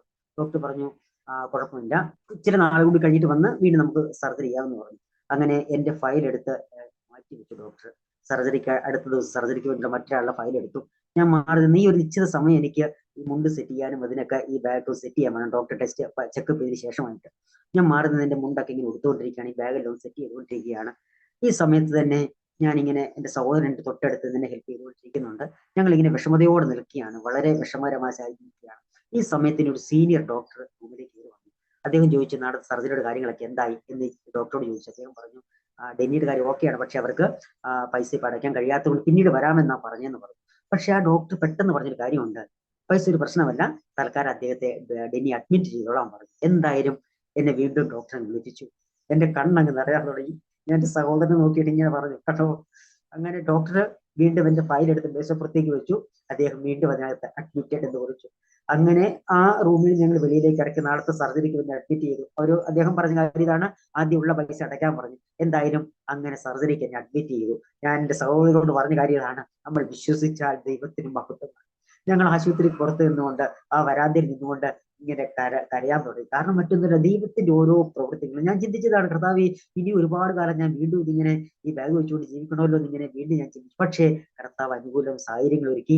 അങ്ങനെ 2013 സെപ്റ്റംബർ 5-ാം തീയതി എന്റെ 8ാമത്തെ സർജറി കഴിഞ്ഞു. അങ്ങനെ അവിടെ നിന്ന് ചില ദിവസങ്ങൾക്ക് ശേഷം ഡിസ്ചാർജ് ചെയ്ത് കടന്നു വന്നു. ഇനി ഞാൻ പറയുകയാണെങ്കിൽ 2013 സെപ്റ്റംബർ 5-ന് എന്റെ 8ാമത്തെ സർജറി കഴിഞ്ഞു. വളരെ പിറകിലേക്കൊന്ന് ഇറങ്ങി ചിന്തിക്കുകയാണെങ്കിൽ ഓരോ 10 കൊല്ലങ്ങൾ എന്റെ ജീവിതത്തിൽ ഓരോ വഴിത്തിരിവുകളാണ്. 1993 കാലഘട്ടങ്ങളിലാണ് എന്റെ ആദ്യത്തെ പ്രശ്നങ്ങൾ തുടങ്ങുന്നത്. 93-94 2003 വരെ ഒരു പഠന കാലഘട്ടമാണ്. 2003-ലാണ് മറ്റൊരു വഴിത്തിരിവ്. ജീവിതം വേദനയിലേക്ക് തള്ളിയിടപ്പെട്ട ഒരു വർഷം. 2003 മുതൽ 2013 വരെ ഈ സമയത്ത് ഞാൻ അനുഭവിച്ച വേദനകള് ഞാൻ തുടർച്ചയായി ഡയറി എഴുതുന്ന ശീലമുള്ള ആളാണ്. വളരെ വർഷങ്ങളായിട്ട് 25-ലധികം വർഷങ്ങളായി ഡയറി എഴുതുന്ന ശീലമുള്ള ആളാണ്. അപ്പൊ അതിനകത്തൊക്കെ പഴയ വർഷങ്ങൾ ഞാൻ ഇടയ്ക്ക് എടുത്ത് നോക്കാറുണ്ട്. അതിനകത്തെല്ലാം കുറിച്ച് വെച്ചിട്ട് കാര്യം, ഇന്ന് വേദനയായിരുന്നു, ഇന്ന് എവിടെ പോകാൻ കഴിഞ്ഞില്ല, ഇന്നൊന്നും കഴിക്കാനും കഴിഞ്ഞില്ല, ഇന്നും അതികഠിനമായ വേദനയായിരുന്നു. വെറുതെ തുറന്നു നോക്കിയാൽ ഏതെങ്കിലും താളുകളിൽ നിറഞ്ഞു നിൽക്കുന്ന കാര്യം ഇതാണ്, വേദനകൾ വേദനകൾ വേദനകൾ. പക്ഷെ ഞാൻ പറയട്ടെ, ഈ കഴിഞ്ഞ അന്ന് എന്നോട് ചോദിക്കുകയാണ് ജീവിതത്തിൽ ഏറ്റവും വലിയ ആഗ്രഹം എന്താണെന്ന് ഞാൻ പറയാറുള്ളത്, എന്നെങ്കിലും ഒരു നല്ലൊരു ഭക്ഷണം സാധാരണക്കാരെ പോലെ കഴിച്ച് എനിക്കൊന്ന് വേദനയില്ലാതെ ചില ദിവസങ്ങൾ ഇരിക്കാൻ കഴിഞ്ഞത് അതാണ് ഒരു ഭാഗ്യം ഞാൻ കരുതാറുണ്ട്. പക്ഷെ അതെനിക്കത് കഴിഞ്ഞിട്ടില്ല. പക്ഷേ ഞാൻ പറയട്ടെ, ഈ കഴിഞ്ഞ സെപ്റ്റംബർ 5-ാം തീയതി വന്നപ്പോൾ, 2023 സെപ്റ്റംബർ 5-ാം തീയതി വന്നപ്പോൾ എല്ലാവിധ ഭക്ഷണവും കഴിക്കാൻ കഴിയുന്നവനായി യാതൊരു വേദനയുമില്ലാതെ പൂർണ്ണ ആരോഗ്യത്തോടെ നിൽപ്പാൻ എന്റെ കർത്താവിനെ ബലപ്പെടുത്തുന്നു. ഞാൻ പറഞ്ഞല്ലോ, എന്റെ കൃപ നിനക്ക് മതി എന്ന് കർത്താവിൽ തന്ന വചനം തന്ന ആ നിമിഷം മുതൽ ഇന്ന് വരെയും സൗഖ്യത്തോടെ ഇരിപ്പാൻ, ആരോഗ്യത്തോടിരിപ്പാൻ എന്റെ കർത്താവിനെ ബലപ്പെടുത്തും. മാത്രമല്ല, ഇതിനിടയിൽ സംഭവിച്ച ചില കാര്യങ്ങളുണ്ട്. ഇതിനിടയിൽ അനേക സ്ഥലങ്ങളിലേക്ക്, നോർത്ത് ഇന്ത്യയിലേക്ക് കടന്നു പോകാൻ, അനേക കുഞ്ഞുങ്ങളോട് സുവിശേഷം പങ്കുവയ്ക്കാൻ, അനേക ഇടങ്ങളിൽ യാത്ര ചെയ്യുവാൻ എന്റെ കർത്താവിനെ ബലപ്പെടുത്തി. ഞാൻ ഒരിക്കലും ചിന്തിച്ചതല്ല. പക്ഷേ എന്റെ കർത്താവിന്റെ കൃപ ഒന്ന് മാത്രം. 10 വർഷമായി വേദനയില്ലാതെ ഇന്ന് എനിക്ക് ജീവിക്കാൻ കഴിയുന്നു. യാത്ര ചെയ്യുവാൻ, വാഹനം ഓടിപ്പാൻ എല്ലാം എന്റെ കർത്താവിനെ ബലപ്പെടുത്തുന്നു. എന്റെ കഴിവ് ഞാൻ ഒരിക്കൽ കൂടി ഊന്നി പറയുകയാണ്, എന്റെ യാതൊരു കഴിവുകൊണ്ടല്ല, മറിച്ച് ആ കർത്താവിന്റെ കൃപ ഒന്നുകൊണ്ട് മാത്രം. ഹല്ലേലൂയ. ഇതിനിടയിലും ചില കാര്യങ്ങൾ കൂടി നടന്നു. എന്റെ ജീവിതത്തിലെ ചില പ്ലസ് പോയിന്റുകൾ, ചില കൊച്ചു കൊച്ചു നേട്ടങ്ങൾ എന്ന് പറയാം. ഞാനിങ്ങനെ ചെറിയ തോതിലേക്ക് എഴുതുന്ന ഒരു ശീലം ഉണ്ടായിരുന്നു. അങ്ങനെ ചില വർഷങ്ങൾക്ക് മുൻപ് ഫേസ്ബുക്കിലേക്ക് ചെറിയ കുറിപ്പുകൾ എഴുതിയിടാൻ തുടങ്ങി. അത് ഒരുപാട് പേര് വായിച്ചിട്ട് അതിനെക്കുറിച്ച് ഒരു അഭിപ്രായം പറയാനായിട്ടൊക്കെ തുടങ്ങി. അങ്ങനെ എന്തായാലും അതിങ്ങനെ ഒരു വഴി വിളക്കുന്ന ഒരു പേജ് ഞാൻ ക്രിയേറ്റ് ചെയ്തു. അതിനകത്ത് എന്റെ ആർട്ടിക്കിൾ എല്ലാം ഇടാൻ തുടങ്ങി. അതിനെ ഏറ്റവും അധികം പ്രോത്സാഹിപ്പിച്ച എക്സലന്റ് മിനിസ്ട്രീസ് ഡയറക്ടർ ആയിരിക്കുന്ന കർത്താവ് ബിനു ജോസഫ് വടശ്ശേരിക്കരയാണ്. അത് മാത്രമല്ല, ഒരുപാട് പേര് ഞങ്ങളുടെ ടീമിൽ നിന്നും അല്ലാതെയുള്ള ആളുകളൊക്കെ എന്നോട് പറഞ്ഞു എഴുതാനും വീണ്ടും എഴുതണം. അങ്ങനെ എന്തായാലും ആ എഴുത്തുകളെല്ലാം സമാഹരിച്ച് 2020 അതൊരു പുസ്തകമായിട്ട് പ്രസിദ്ധീകരിക്കാൻ എന്റെ കർത്താവിനെ ബലപ്പെടുത്തി. 2020 ജനുവരി മാസം കുമ്പനാട് കൺവെൻഷനിൽ വെച്ച് ജീവിതം സ്മാർട്ടാക്കാം എന്നൊരു ടൈറ്റിലില് ഒരു പുസ്തകം പുറത്തിറക്കുവാൻ എന്റെ ഒരു ആദ്യ കൃതി പുറത്തിറക്കുവാൻ എന്റെ കർത്താവ് എന്നെ ബലപ്പെടുത്തി. ഇതെല്ലാം ചെയ്യുമ്പോഴും ഇതെല്ലാം കാണുമ്പോഴും ഇന്ന് എനിക്ക് അത്ഭുതം തോന്നുന്നുണ്ട്. കാരണം കർത്താവെ, ഇത് ചെറുതാണെങ്കിൽ പോലും കർത്താവ് എന്നെ കൊണ്ട് ചെയ്യിക്കുന്നല്ലോ. അതോർത്ത് ഞാൻ ദൈവത്തിന് നന്ദി അർപ്പിക്കുകയാണ്. അങ്ങനെ ആ പുസ്തകം പുറത്തിറങ്ങി വായിച്ച് ഒരുപാട് പേര് അഭിപ്രായങ്ങളെല്ലാം പറഞ്ഞു. അനേകർക്ക് ആശ്വാസമായി തീർന്നു പറഞ്ഞു. നമ്മുടെ ചുറ്റും കാണുന്ന നിസാര സംഭവങ്ങൾ ഉൾക്കൊള്ളിച്ചുകൊണ്ടിരുന്ന മോട്ടിവേഷൻ തോട്ട്സ് ആണ്. ഇപ്പോഴും ഞാൻ എഴുതാറുണ്ട് ചെറിയ തോതിലൊക്കെ.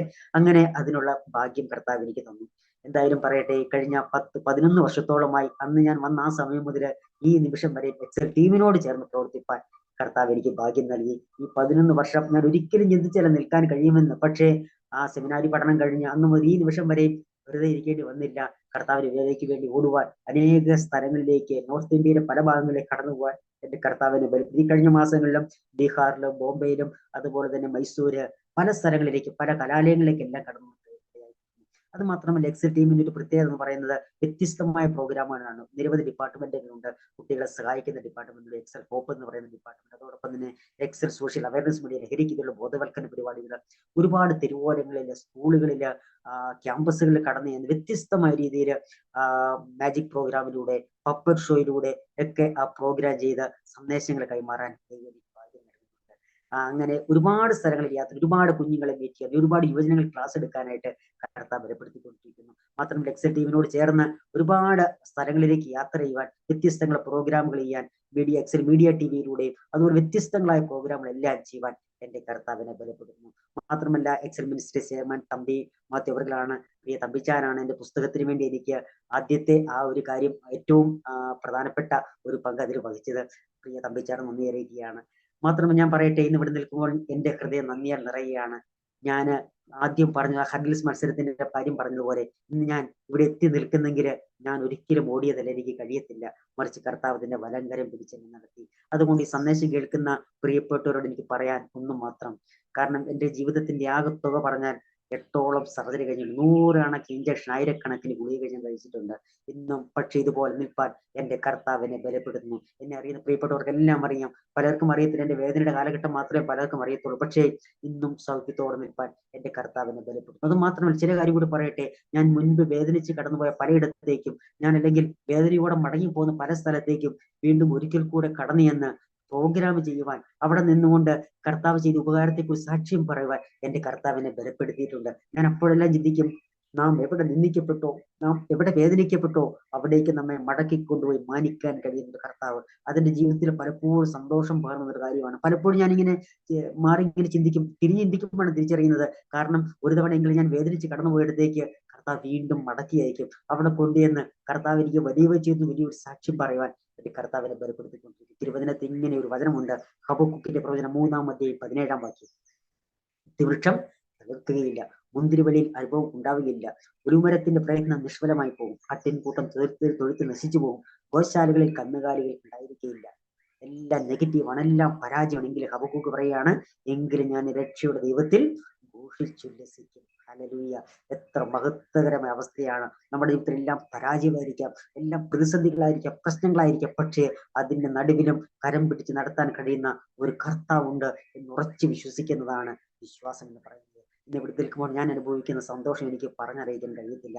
അതുകൊണ്ട് ഈ സന്ദേശം കേൾക്കുന്ന പ്രിയപ്പെട്ടവരോട് ഞാൻ ഒരിക്കൽ കൂടെ പറയട്ടെ, ആരെങ്കിലും വേദനയിലൂടെ കടന്നു പോകുന്നെങ്കിൽ, രോഗത്തിലൂടെ കടന്നു പോകുന്നെങ്കിൽ, നിന്ദയിലൂടെ കടന്നു പോകുന്നെങ്കിൽ, പ്രതിസന്ധിയിലൂടെ, പരിഹാസത്തിലൂടെ കടന്നു പോകുന്നെങ്കിൽ, ഒരു കാര്യം ഉറപ്പിച്ച് പറയാം, വിശ്വസിച്ചാൽ ദൈവത്തിന് മഹത്വം കാണും. ദൈവത്തോട് പ്രാർത്ഥിക്കണം, കർത്താവേ, എന്റെ രോഗത്തിന് സൗഖ്യം തരാൻ കർത്താവിന് കഴിയും, എന്റെ രോഗത്തിന് സൗഖ്യമാകുവാൻ കർത്താവിന് കഴിയും, എന്റെ ജീവിതത്തിന് മാറ്റം വരുത്തുവാൻ കർത്താവിന് കഴിയും, എന്റെ ജീവിതത്തെ പുതിയൊരു തലത്തിലേക്ക് എത്തിക്കുവാൻ കർത്താവിന് കഴിയും. ഇന്ന് ഞാൻ നിൽക്കുമ്പോൾ അനേക സ്ഥലം കടന്നു പോകുമ്പോൾ അനേകർക്ക് അത്ഭുതമാണ്. ഞാൻ പലപ്പോഴും ഈ മാജിക് എല്ലാം ചെയ്തിട്ട്, ഗോസ്പൽ മാജിക് ചെയ്തിട്ട് പറയുന്നൊരു കാര്യമുണ്ട്, ഇപ്പോൾ നമ്മൾ കണ്ടതൊന്നും അത്ഭുതങ്ങളല്ല, അതെല്ലാം ഹാൻഡ് ട്രിക്സ് ആണ്, അതൊരു മാധ്യമം എന്ന് മാത്രമേ ഉള്ളൂ. അതിന് ഞാൻ അമിത പ്രാധാന്യം നൽകുന്നില്ല. പക്ഷേ പല സ്ഥലങ്ങളിലും അതിലൂടെ ചെയ്യുമ്പോൾ ആളുകളുടെ അറ്റൻഷൻ കിട്ടും, അതിനകത്തൂടെ ഗോസ്പൽ ഷെയർ ചെയ്യാനായിട്ട് കഴിയുന്നു. അതാണ് ഏറ്റവും പ്രാധാന്യമുള്ള കാര്യം. അതുകൊണ്ട് ഞാൻ പറയും, അതല്ല അത്ഭുതം, മറിച്ച് ദൈവത്തിന് നമ്മുടെ ജീവിതത്തിൽ ചെയ്യാൻ കഴിയുന്നതാണ് അത്ഭുതം. ഞാൻ പലയിടത്തിന്റെ അനുഭവങ്ങൾ പറയാറുണ്ട്.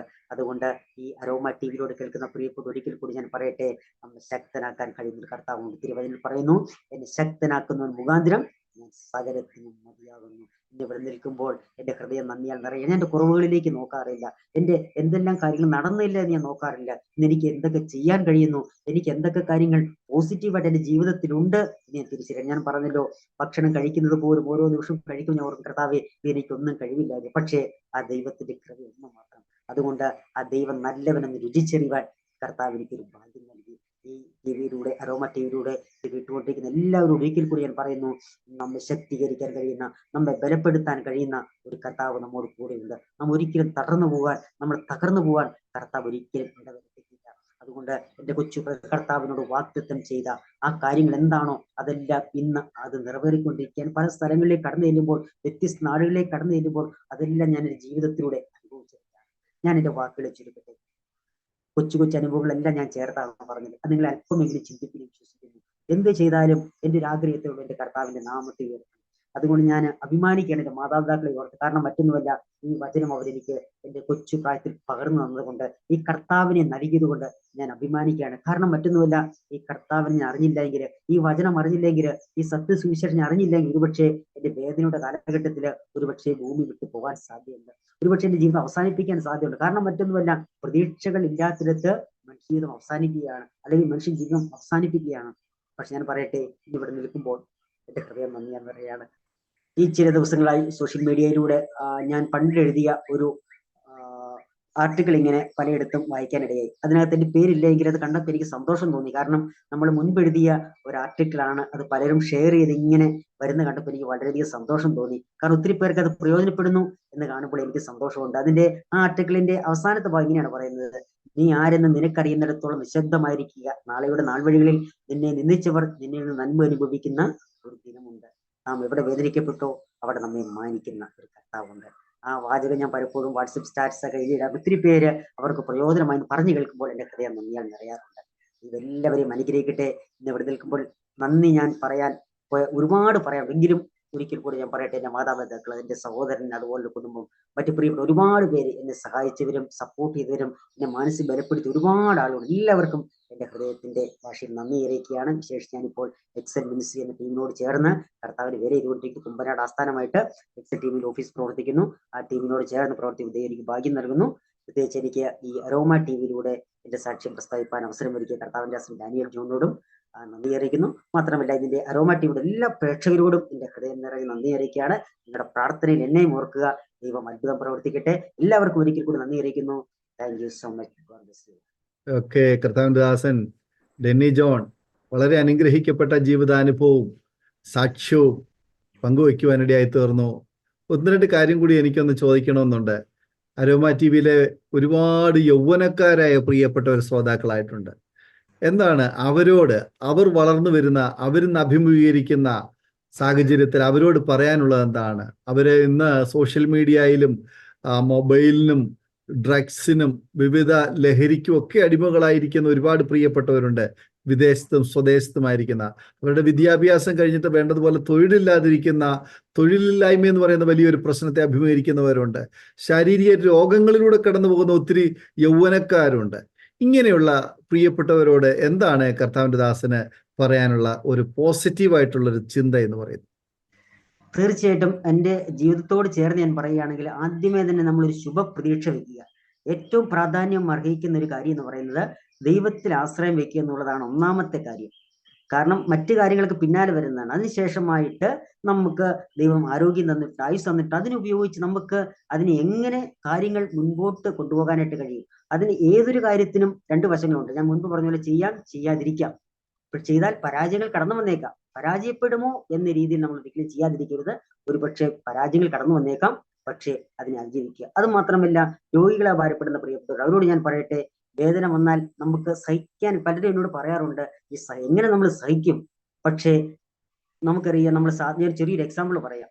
സാധാരണയായി നമ്മൾ ഉപയോഗിക്കുന്ന ആയുധങ്ങളൊക്കെ ചില സമയം കഴിയുമ്പോൾ അതിന്റെ മൂർച്ച കുറയും. പക്ഷെ അടുപ്പിലേക്ക് വെച്ച് അതിനെ ചുട്ടു പഴുപ്പിച്ച് തല്ലി രാഗി എടുക്കുമ്പോൾ അത് ഏറ്റവും മൂർച്ചയുള്ള ഒരു ആയുധമായി തീരും. എന്നതുപോലെയാണ് നമ്മുടെ ജീവിതം. നമ്മൾ മനസ്സിലാക്കുക, ഒരിക്കലും നമ്മൾ സാധാരണ പറയാറുള്ളത് പോലെ നല്ല റോഡ് നല്ല ഡ്രൈവർമാരെ സൃഷ്ടിക്കുന്നില്ല എന്നതുപോലെയാണ് നമ്മുടെ ജീവിതവും. അത് നമ്മുടെ ജീവിതത്തിലെ വരും ദിവസങ്ങൾ നമ്മെ കൂടുതൽ മികവുറ്റുള്ളവരാക്കി മാറ്റാൻ വേണ്ടിയാണ് ഇന്ന് തിരിച്ചറിവോടെ നമ്മൾ മുൻപോട്ട് യാത്ര ചെയ്യുക. മാത്രമല്ല, ഇതെല്ലാം മാറിയെങ്കിൽ മാത്രമേ ഞാൻ ഈ കാര്യം ചെയ്യൂ എന്നുള്ളതല്ല. നമ്മൾ ആയിരിക്കുന്ന അവസ്ഥയിൽ നമുക്ക് എന്ത് ചെയ്യാനായിട്ട് കഴിയും, അതൊരു പ്ലസ് പോയിന്റ് എടുക്കുക. നമ്മൾ രോഗം ഉണ്ടാവും, വേദനയുണ്ട്, പക്ഷേ ആ സമയത്ത് നമുക്ക് ചെയ്യാൻ കഴിയുന്ന ചില കാര്യമുണ്ട്. എല്ലാം പെർഫെക്റ്റ് ആകട്ടെ എന്നിട്ട് ഞാൻ ചെയ്യാം എന്നുള്ളതല്ല. നമ്മൾ ആയിരിക്കുന്ന അവസ്ഥയിൽ നമുക്ക് എന്ത് ചെയ്യാൻ കഴിയും അത് നമ്മൾ ചെയ്യുക. നമ്മുടെ നമ്മുടെ ചുറ്റുമുള്ള സാഹചര്യങ്ങളിൽ നമുക്ക് അനുകൂലമായ കാര്യങ്ങൾ നമ്മൾ നേടിയെടുക്കുക. എപ്പോഴും പോസിറ്റീവായി സംസാരിക്കുക. എനിക്ക് വയ്യ, എന്നെ കൊണ്ട് കഴിയത്തില്ല, ഇങ്ങനെ നെഗറ്റീവ് പോലെയുള്ള സംസാരങ്ങൾ നമ്മൾ കഴിവതും ഒഴിവാക്കുക. കാരണം മറ്റൊന്നുമല്ല, നാം സംസാരിക്കുന്ന എന്താണോ അത് നമ്മുടെ ജീവിതത്തിൽ സംഭവിക്കുന്നതാണ് സാധാരണ പറയാറുള്ളത്. അത് തീർച്ചയായും അതുപോലെ തന്നെയാണ്. അപ്പൊ എനിക്ക് പ്രധാനമായും പറയാനുള്ളത്, ദൈവത്തിൽ ആശ്രയമുള്ളവരായിരിക്കും എന്നുള്ളത് ഒന്നാമത്തെ കാര്യം. മാത്രമല്ല, ദൈവം നമുക്ക് തന്നിട്ടുള്ള സോഴ്സുകൾ നമ്മൾ പരമാവധി ഉപയോഗിക്കുക. ആമേൻ. പറഞ്ഞോട്ടെ, ഫസ്റ്റ് ചോദിച്ചൊരു കാര്യം ഞാൻ പറഞ്ഞില്ല. ഇന്നത്തെ യുവതലമുറ പലരും ഈ മൊബൈൽ ഫോണിന്, ഇന്റർനെറ്റ് അടിമകളാണ്. പലയിടങ്ങളിൽ ക്ലാസ്സുകൾ എടുക്കുമ്പോൾ സൂചിപ്പിക്കുന്ന ഒരു പ്രധാന കാര്യമാണ്, ഞാൻ അതിന് സംബന്ധമായിട്ട് ഞാൻ ഇങ്ങനെ ചില ആർട്ടിക്കിൾ എഴുതിയിട്ടുമുണ്ട്. കാരണം ഇന്നത്തെ കൊച്ചു കുഞ്ഞുങ്ങൾ ഉൾപ്പെടെ നോക്കിയാൽ അവരത് പലപ്പോഴും അല്പസമയം കിട്ടിയാൽ അവര് തമ്മിൽ സംസാരിക്കുന്നതിനോ ക്രിയേറ്റീവായി എന്തെങ്കിലും കാര്യങ്ങൾ ചെയ്യുന്നതിന് പകരം ഈ മൊബൈൽ ഫോണുകളിലേക്ക് തിരിയുന്നൊരു കാലഘട്ടമാണ് പലപ്പോഴും ഉള്ളത്. പക്ഷെ അതിൽ ഏറ്റവും പ്രാധാന്യം മാതാപിതാക്കൾ ശ്രദ്ധിക്കുക എന്നുള്ളതാണ്. കാരണം ഇതിനൊരു പരിധി വെക്കുക, ഇതൊന്നുമില്ലാതെ നമുക്ക് കഴിയത്തില്ല, പക്ഷെ ഇതിനെല്ലാം ഒരു പരിധി വെക്കുക എന്നുള്ളതാണ് ഏറ്റവും പ്രാധാന്യം. അവർക്കത് നൽകണം. പ്രത്യേകിച്ച് നമ്മൾ കോവിഡ് കാലം വന്നതോടുകൂടി മൊബൈൽ ഫോൺ അവരുടെ കൈകളിലേക്ക് നമ്മൾ കൊടുത്തൊരു സാഹചര്യമാണ്. പക്ഷേ അത് ഫുൾ ടൈം ആയി പോകാതെ, അതിൽ തന്നെ അവരുടെ ജീവിതമായി പോകാതെ, ഭക്ഷണം കഴിക്കുമ്പോഴും ഏത് സമയവും ഉപയോഗിക്കാതെ അതിനൊരു നിശ്ചിത സമയം വെക്കുക. ബാക്കിയുള്ള സമയങ്ങളിൽ കുടുംബ പ്രാർത്ഥനകൾ അങ്ങനെ എല്ലാവരും ഒന്നിച്ച് ചെയ്യുക. ആളുകൾ സംസാരിക്കാനുള്ള സമയം ഒരുമിച്ചിട്ട് സംസാരിക്കുക. ഇങ്ങനെയൊക്കെ ചെയ്താൽ പതിയെ അതിന് മാറ്റം വരുമെന്നാണ് എനിക്ക് പറയാൻ. തീർച്ചയായിട്ടും കർത്താൻ ദാസൻ ഡെന്നി ജോൺ വളരെ നല്ല സജഷൻസ് അരോമ ടി വിയിലെ ശ്രോതാക്കൾക്ക്, യൗവനക്കാർക്ക് ഒക്കെ പകരുവാൻ തക്കവണയായി തീർന്നു. ഇന്ന് തൻ്റെ വാക്കുകൾ നമ്മൾ കേൾക്കുമ്പോൾ താൻ കടന്നു വന്നതായ ആ ബാല്യം മുതലുള്ള ആ അനുഭവങ്ങൾ എത്ര ഭയാനകമായ, ഒരു ചെറുപ്പക്കാരന് അനുഭവിക്കാൻ കഴിയുന്നതിനപ്പുറമായ സാഹചര്യങ്ങളിലൂടെ താൻ കടന്നുപോയി. എന്നാൽ അതിനെല്ലാം അതിജീവിച്ച് ആ ജോസഫ് സ്വപ്നക്കാരായിരുന്നു. എന്നാൽ തൻ്റെ ജീവിതത്തിൽ ആ സ്വപ്നം പൂർത്തീകരിക്കാൻ വേണ്ടിയിട്ട് ഒത്തിരി വില കൊടുക്കേണ്ടി വന്നു. നമ്മൾ ജോസഫിനെ പൊട്ടക്കിണറ്റിൽ നിന്ന് പിന്നെ നമ്മൾ അവസാനം ചെന്നത് കാണുന്നത് ഇസ്രയേലിലെ ഒരു മന്ത്രിയായി. മന്ത്രി എന്ന ആ ഒരു പൊസിഷനൊക്കെ നല്ലതാ, പക്ഷേ അതിനു മുൻപ് കടന്നുപോയ ആ ജീവിതപാത എന്ന് പറയുന്നത് പൊട്ടക്കിണറും മിദ്യാന്യ കച്ചവടക്കാരുടെ കയ്യിലും പൊത്തിഫേറിന്റെ ഭവനത്തിലും കാരാഗ്രഹത്തിലും ഇങ്ങനെ ഒരിടത്ത് നിന്ന് മാറി ഒരിടത്ത് നിന്ന് മാറി, കഷ്ടതയിൽ നിന്ന് കഷ്ടത. പക്ഷേ ദൈവം അവനോട് കൂടെയിരുന്നു. അവന്റെ സ്വപ്നം അവൻ വിശ്വസിച്ചു. ദൈവം എനിക്ക് തന്ന ആ സ്വപ്നം എൻ്റെ ജീവിതത്തിൽ പൂവണിയും എന്നുള്ള പ്രതീക്ഷ അവൻ കൈവിട്ടില്ല. അതാണ് അവന്റെ ജീവിതത്തിൽ അവസാനം നിവർത്തിക്കപ്പെട്ടത്. ഒരു മനുഷ്യൻ ഈ ഭൂമി ജനിക്കുമ്പോൾ തന്നെ അവനെക്കുറിച്ചുള്ള എല്ലാ പദ്ധതികളും ദൈവം അവനിൽ നിക്ഷിപ്തമാക്കിയിട്ടുണ്ട്. പക്ഷെ നമ്മുടെ ജീവിതത്തിൽ നമുക്ക് കടന്നു വരുന്ന സാഹചര്യങ്ങൾ നമ്മൾ തിരിച്ചറിയണം.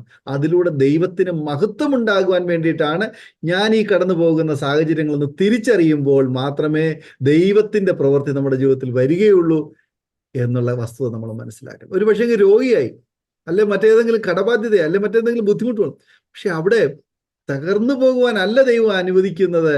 പകരം അതിനെ നാം എങ്ങനെ അതിജീവിച്ച് അതിലൂടെ ദൈവത്തിന് മഹത്വം കൊടുക്കാൻ കഴിയുമെന്നുള്ളത് നമ്മൾ തിരിച്ചറിഞ്ഞ് അതിനുവേണ്ടി നിൽക്കുവാൻ തയ്യാറാകുമെങ്കിൽ തീർച്ചയായിട്ടും ദൈവത്തിന് മഹത്വം ഉണ്ടാകുകയും നമ്മുടെ ജീവിതത്തിൽ അത് വലിയ അനുഗ്രഹമായി തീരുവാനും മറ്റുള്ള അനേക പ്രിയപ്പെട്ടവർക്ക് അനുഗ്രഹമായി തീരുവാനിടയായി തീരും. പാലക്കാട് ജില്ലയിലെ അട്ടപ്പാടി എന്ന് പറയുന്ന സാധാരണ ഗ്രാമത്തിൽ ഒരു സാധു കുടുംബത്തിൽ ഒരു ദൈവദാസന്റെ മകനായി ജനിച്ച് വളർന്ന ആമേൻ സഹോദരൻ ഡെന്നി ജോൺ താൻ എവിടെ നിന്ന് എവിടേക്ക് വന്നു. ഇന്ന് താന് അനുഗ്രഹിക്കപ്പെട്ട ഒരു ശുശ്രൂഷ ചെയ്തുകൊണ്ടിരിക്കുക. എക്സൽ മിനിസ്ട്രിയില്, കുഞ്ഞുങ്ങളുടെ ഇടയിൽ ചിൽഡ്രൻസ് മിനിസ്ട്രി ഉള്ള ബന്ധത്തിൽ ഒരുപാട് പ്രിയപ്പെട്ടവരെ എക്വിപ്പ് ചെയ്യുവാൻ, കുഞ്ഞുങ്ങളെ കർത്താവിന് വേണ്ടി വാർത്തെടുക്കുവാൻ തൻ്റെ ജീവിതം, തൻ്റെ സാക്ഷ്യം, തൻ്റെ ശുശ്രൂഷകൾ വിവിധ നിലകളിൽ ദൈവം ഉപയോഗിച്ചുകൊണ്ടിരിക്കുന്നത് ഓർത്ത് ഞാൻ ദൈവത്തിന് നന്ദി പറയുന്നു. കർത്താവിൻ്റെ ദാസനുള്ളതായ അഭിനന്ദനങ്ങളും ഞാൻ അറിയിക്കുന്നു. കർത്താവ് ശക്തമായിട്ട് ധാരാളമായി പിന്നെയും പ്രയോജനപ്പെടുത്തട്ടെ എന്ന് ഞങ്ങൾ ആശംസിക്കുന്നു, പ്രാർത്ഥിക്കുന്നു. കർത്താവ് സഹായിക്കട്ടെ. അരോമ ടിവിയിലെ പ്രേക്ഷകരോട് ഞങ്ങൾക്ക് പറയാനുള്ളത്, സ്തോത്രം, നിങ്ങൾ ഈ സാക്ഷ്യം കേട്ട് നിങ്ങൾക്ക് അനുഗ്രഹമായി തീർന്നു എങ്കിൽ തീർച്ചയായിട്ടും നിങ്ങളുടെ സുഹൃത്തുക്കൾ കൂടി പങ്കുവയ്ക്കുക. നിങ്ങളുടെ ജീവിതം ഏതെങ്കിലും ഒരു സാഹചര്യത്തിൽ കുടുങ്ങിക്കിടക്കുന്നു എന്ന് ഒരുപക്ഷെ തോന്നിയേക്കാം. എനിക്ക് ഇതിനകത്തുനിന്ന് ഒരു വിടുതലില്ലേ? ദേവദാസന്റെ ജീവിതത്തെക്കുറിച്ച് നമ്മൾ കേട്ട് കഴിഞ്ഞു. 1 അല്ല 2 അല്ല 3 അല്ല 7 അല്ല 8 പ്രാവശ്യം തുടർമാനമായ സർജറി, ബയോപ്സി, മറ്റ് പലവിധമായ ട്രീറ്റ്മെന്റുകൾ എല്ലാത്തിനും താൻ വിധേയപ്പെട്ടു. സ്തോത്രം. എൻ്റെ ജീവിതം അവസാനിച്ചു. ഇടത്തും വലത്തും കിടന്നവർ മരിച്ചു. ഇടിവെട്ടിയവന്റെ തലയിൽ പാമ്പുകടി ഏറ്റു എന്ന് പറയുന്നത് പോലെയുള്ള സംഭവം, പാമ്പുകടി ഏൽക്കുന്ന സാഹചര്യം ഒന്നിനു പുറകെ ഒന്നൊന്നായി ജീവിതത്തിൽ കടന്നു വന്നു. ഇനി ഒരു ജീവിതമില്ല. പ്രതീക്ഷകളൊക്കെ അസ്തമിച്ചു എന്ന് വിചാരിച്ചപ്പോൾ അതിൻ്റെ നടുവിലും ഒരു ശേഷിപ്പ് പോലെ, ഒരു കുറ്റിമരം, ഒരു മരം മുറിച്ചു കഴിഞ്ഞ് അതിന്റെ കുറ്റി തളിർത്തു വരുന്നത് പോലെ ഒരു തളിർപ്പ്. സ്തോത്രം. നമ്മളൊരു കാര്യം മനസ്സിലാക്കണം.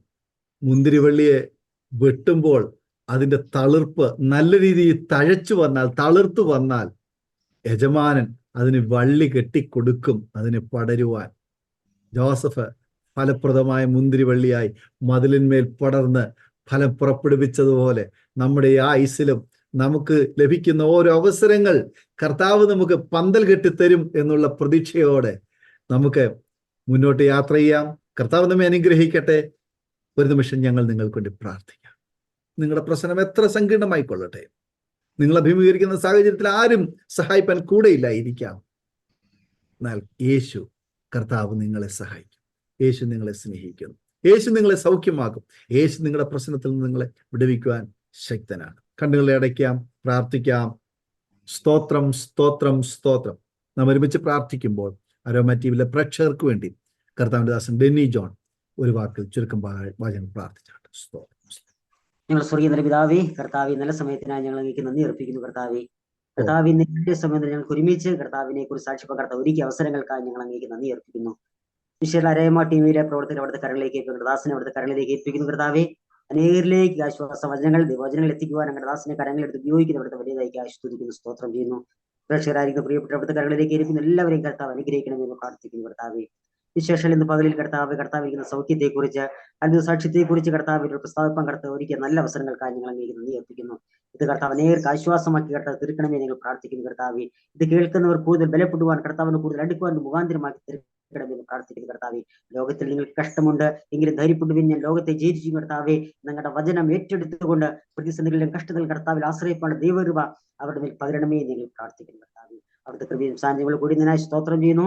കർത്താവ് സാക്ഷ്യം പരവടിനെയും കർത്താവ് ബലപ്പെടുത്തി ശക്തീകരിച്ചു കൊടുത്ത വലിയതായി സ്തോത്രം ചെയ്യുന്നു. ഇതിലൂടെ പ്രവർത്തകർ അവിടുത്തെ കരണിലേക്ക് ഏൽപ്പിക്കുന്നു. കർത്താവ് ദാസിന്റെ കുടുംബത്തെ കർത്താവ് അനുഗ്രഹിക്കണമേ. കർത്താവിന്റെ പ്രേക്ഷകരെല്ലാം അവിടുത്തെ കരണിലേക്ക് എല്ലാവരെയും കർത്താവ് അനുഗ്രഹിക്കണമേ എന്ന് പ്രാർത്ഥിക്കുന്നു. വിശേഷാൽ ഒരു ദിവസം കൂടി കർത്താവ് ഞങ്ങൾക്ക് ദാനമായി നൽകിയതിനായി നന്ദി അർപ്പിക്കുന്നു. കർത്താവെ, ശേഷിക്കുന്ന കാലം അത്രയും കർത്താവിനോട് ജീവിപ്പാൻ വിശ്വസത്തോടെ നിലകൊള്ളുവാൻ കർത്താവിനെ ഏവരെയും സഹായിക്കണമേ എന്ന് പ്രാർത്ഥിക്കുന്നു. കരണിലേക്ക് ഏൽപ്പിക്കുന്നു. അത് അമ്മയുടെ പ്രവർത്തനം കർത്താവ് അനുഗ്രഹിക്കണമേ, അനേകർക്ക് ആശ്വാസമാക്കി ഇനിയും തീർക്കണമേ എന്ന് പ്രാർത്ഥിക്കുന്നു. കർത്താവ്, അവിടുത്തെ കരങ്ങളിലേക്ക് സമ്പൂർണ്ണമായി താഴ്ച സമർപ്പിക്കുന്നു. കർത്താവ് ഞങ്ങളുടെ പ്രാർത്ഥന കേട്ടിരിക്കാൻ സ്തോത്രം. യേശു കർത്താവിന്റെ വലിയ നാമത്തിൽ അപേക്ഷിക്കുന്നു. ഞങ്ങളുടെ സ്വർഗീയ പിതാവേ, ആമേൻ, ആമേൻ. താങ്ക് യു കർത്താവിന്റെ ദാസൻ ഡെന്നി ജോൺ. അനുഗ്രഹിക്കപ്പെട്ട ജീവിതാനുഭവം, സാക്ഷ്യം അരോമ ടിവിയിലെ പ്രേക്ഷകരോടൊപ്പം ഇത്രത്തോളം സമയം ചിലവഴിച്ച് ഞങ്ങളോട് സഹകരിച്ചതിന് കർത്താവിന്റെ ദാസരോട് നന്ദി, സ്നേഹം അറിയിക്കുന്നു. ദൈവം ധാരാളം അനുഗ്രഹിക്കുമാറാകട്ടെ. അതുപോലെ തന്നെ ഞങ്ങളെ ശ്രമിച്ചുകൊണ്ടിരുന്ന മാന്യ ശ്രോതാക്കളോടും ഞങ്ങൾ നന്ദി അറിയിക്കുന്നു. തീർച്ചയായിട്ടും നിങ്ങൾ ഷെയർ ചെയ്യുക. അനേക പ്രിയപ്പെട്ടവർക്ക് അനുഗ്രഹമായി തീരട്ടെ. നിങ്ങൾക്കൊരു പ്രാർത്ഥനാ വിഷയമുണ്ടെങ്കിൽ ഞങ്ങളുമായി ബന്ധപ്പെടുവാൻ ആഗ്രഹിക്കുന്നെങ്കിൽ സ്ക്രീനിൽ കാണുന്ന നമ്പറിൽ ഞങ്ങളെ വിളിക്കുക, വാട്സാപ്പിൽ മെസ്സേജ് അയയ്ക്കുക. കർത്താവ് നമ്മെ സഹായിക്കുമാറാകട്ടെ. May God bless you all. ഓർമ്മയുടെ മനോരഥത്തിൽ മായാത്ത ഓർമ്മയ്ക്കായി അരോമ മാട്രിമോണിയിൽ നിന്നും ജീവിത പങ്കാളിയെ കണ്ടെത്തൂ. നിങ്ങൾ ഒരു ക്രിസ്തീയ ജീവിത പങ്കാളിയെ അന്വേഷിക്കുകയാണോ? അതോ മക്കൾക്ക് അനുയോജ്യമായ ഒരു തക്ക തുണയ്ക്ക് വേണ്ടി പ്രാർത്ഥിക്കുന്ന വ്യക്തിയാണോ? എങ്കിൽ അരോമ മാട്രിമോണി നിങ്ങൾക്ക് വേണ്ടിയാണ്. ഇന്നു തന്നെ സൗജന്യമായി രജിസ്റ്റർ ചെയ്യൂ. അരോമ മാട്രിമോണിയുടെ പ്രത്യേകതകൾ: രജിസ്ട്രേഷൻ തികച്ചും സൗജന്യം. ലോകത്തെവിടെയുമുള്ള അനുയോജ്യമായ ക്രിസ്തീയ ജീവിത പങ്കാളിയെ തിരഞ്ഞെടുക്കാം. വിവാഹം നടക്കുന്നതുവരെ സർവീസ് ലഭിക്കുന്നു. ഏറ്റവും ചെറിയ പാക്കേജുകളും തിരഞ്ഞെടുക്കാം. അരോമ മാട്രിമോണി നിങ്ങൾക്കായി ഒരുക്കുന്നു വിവാഹം പരമാനന്ദം.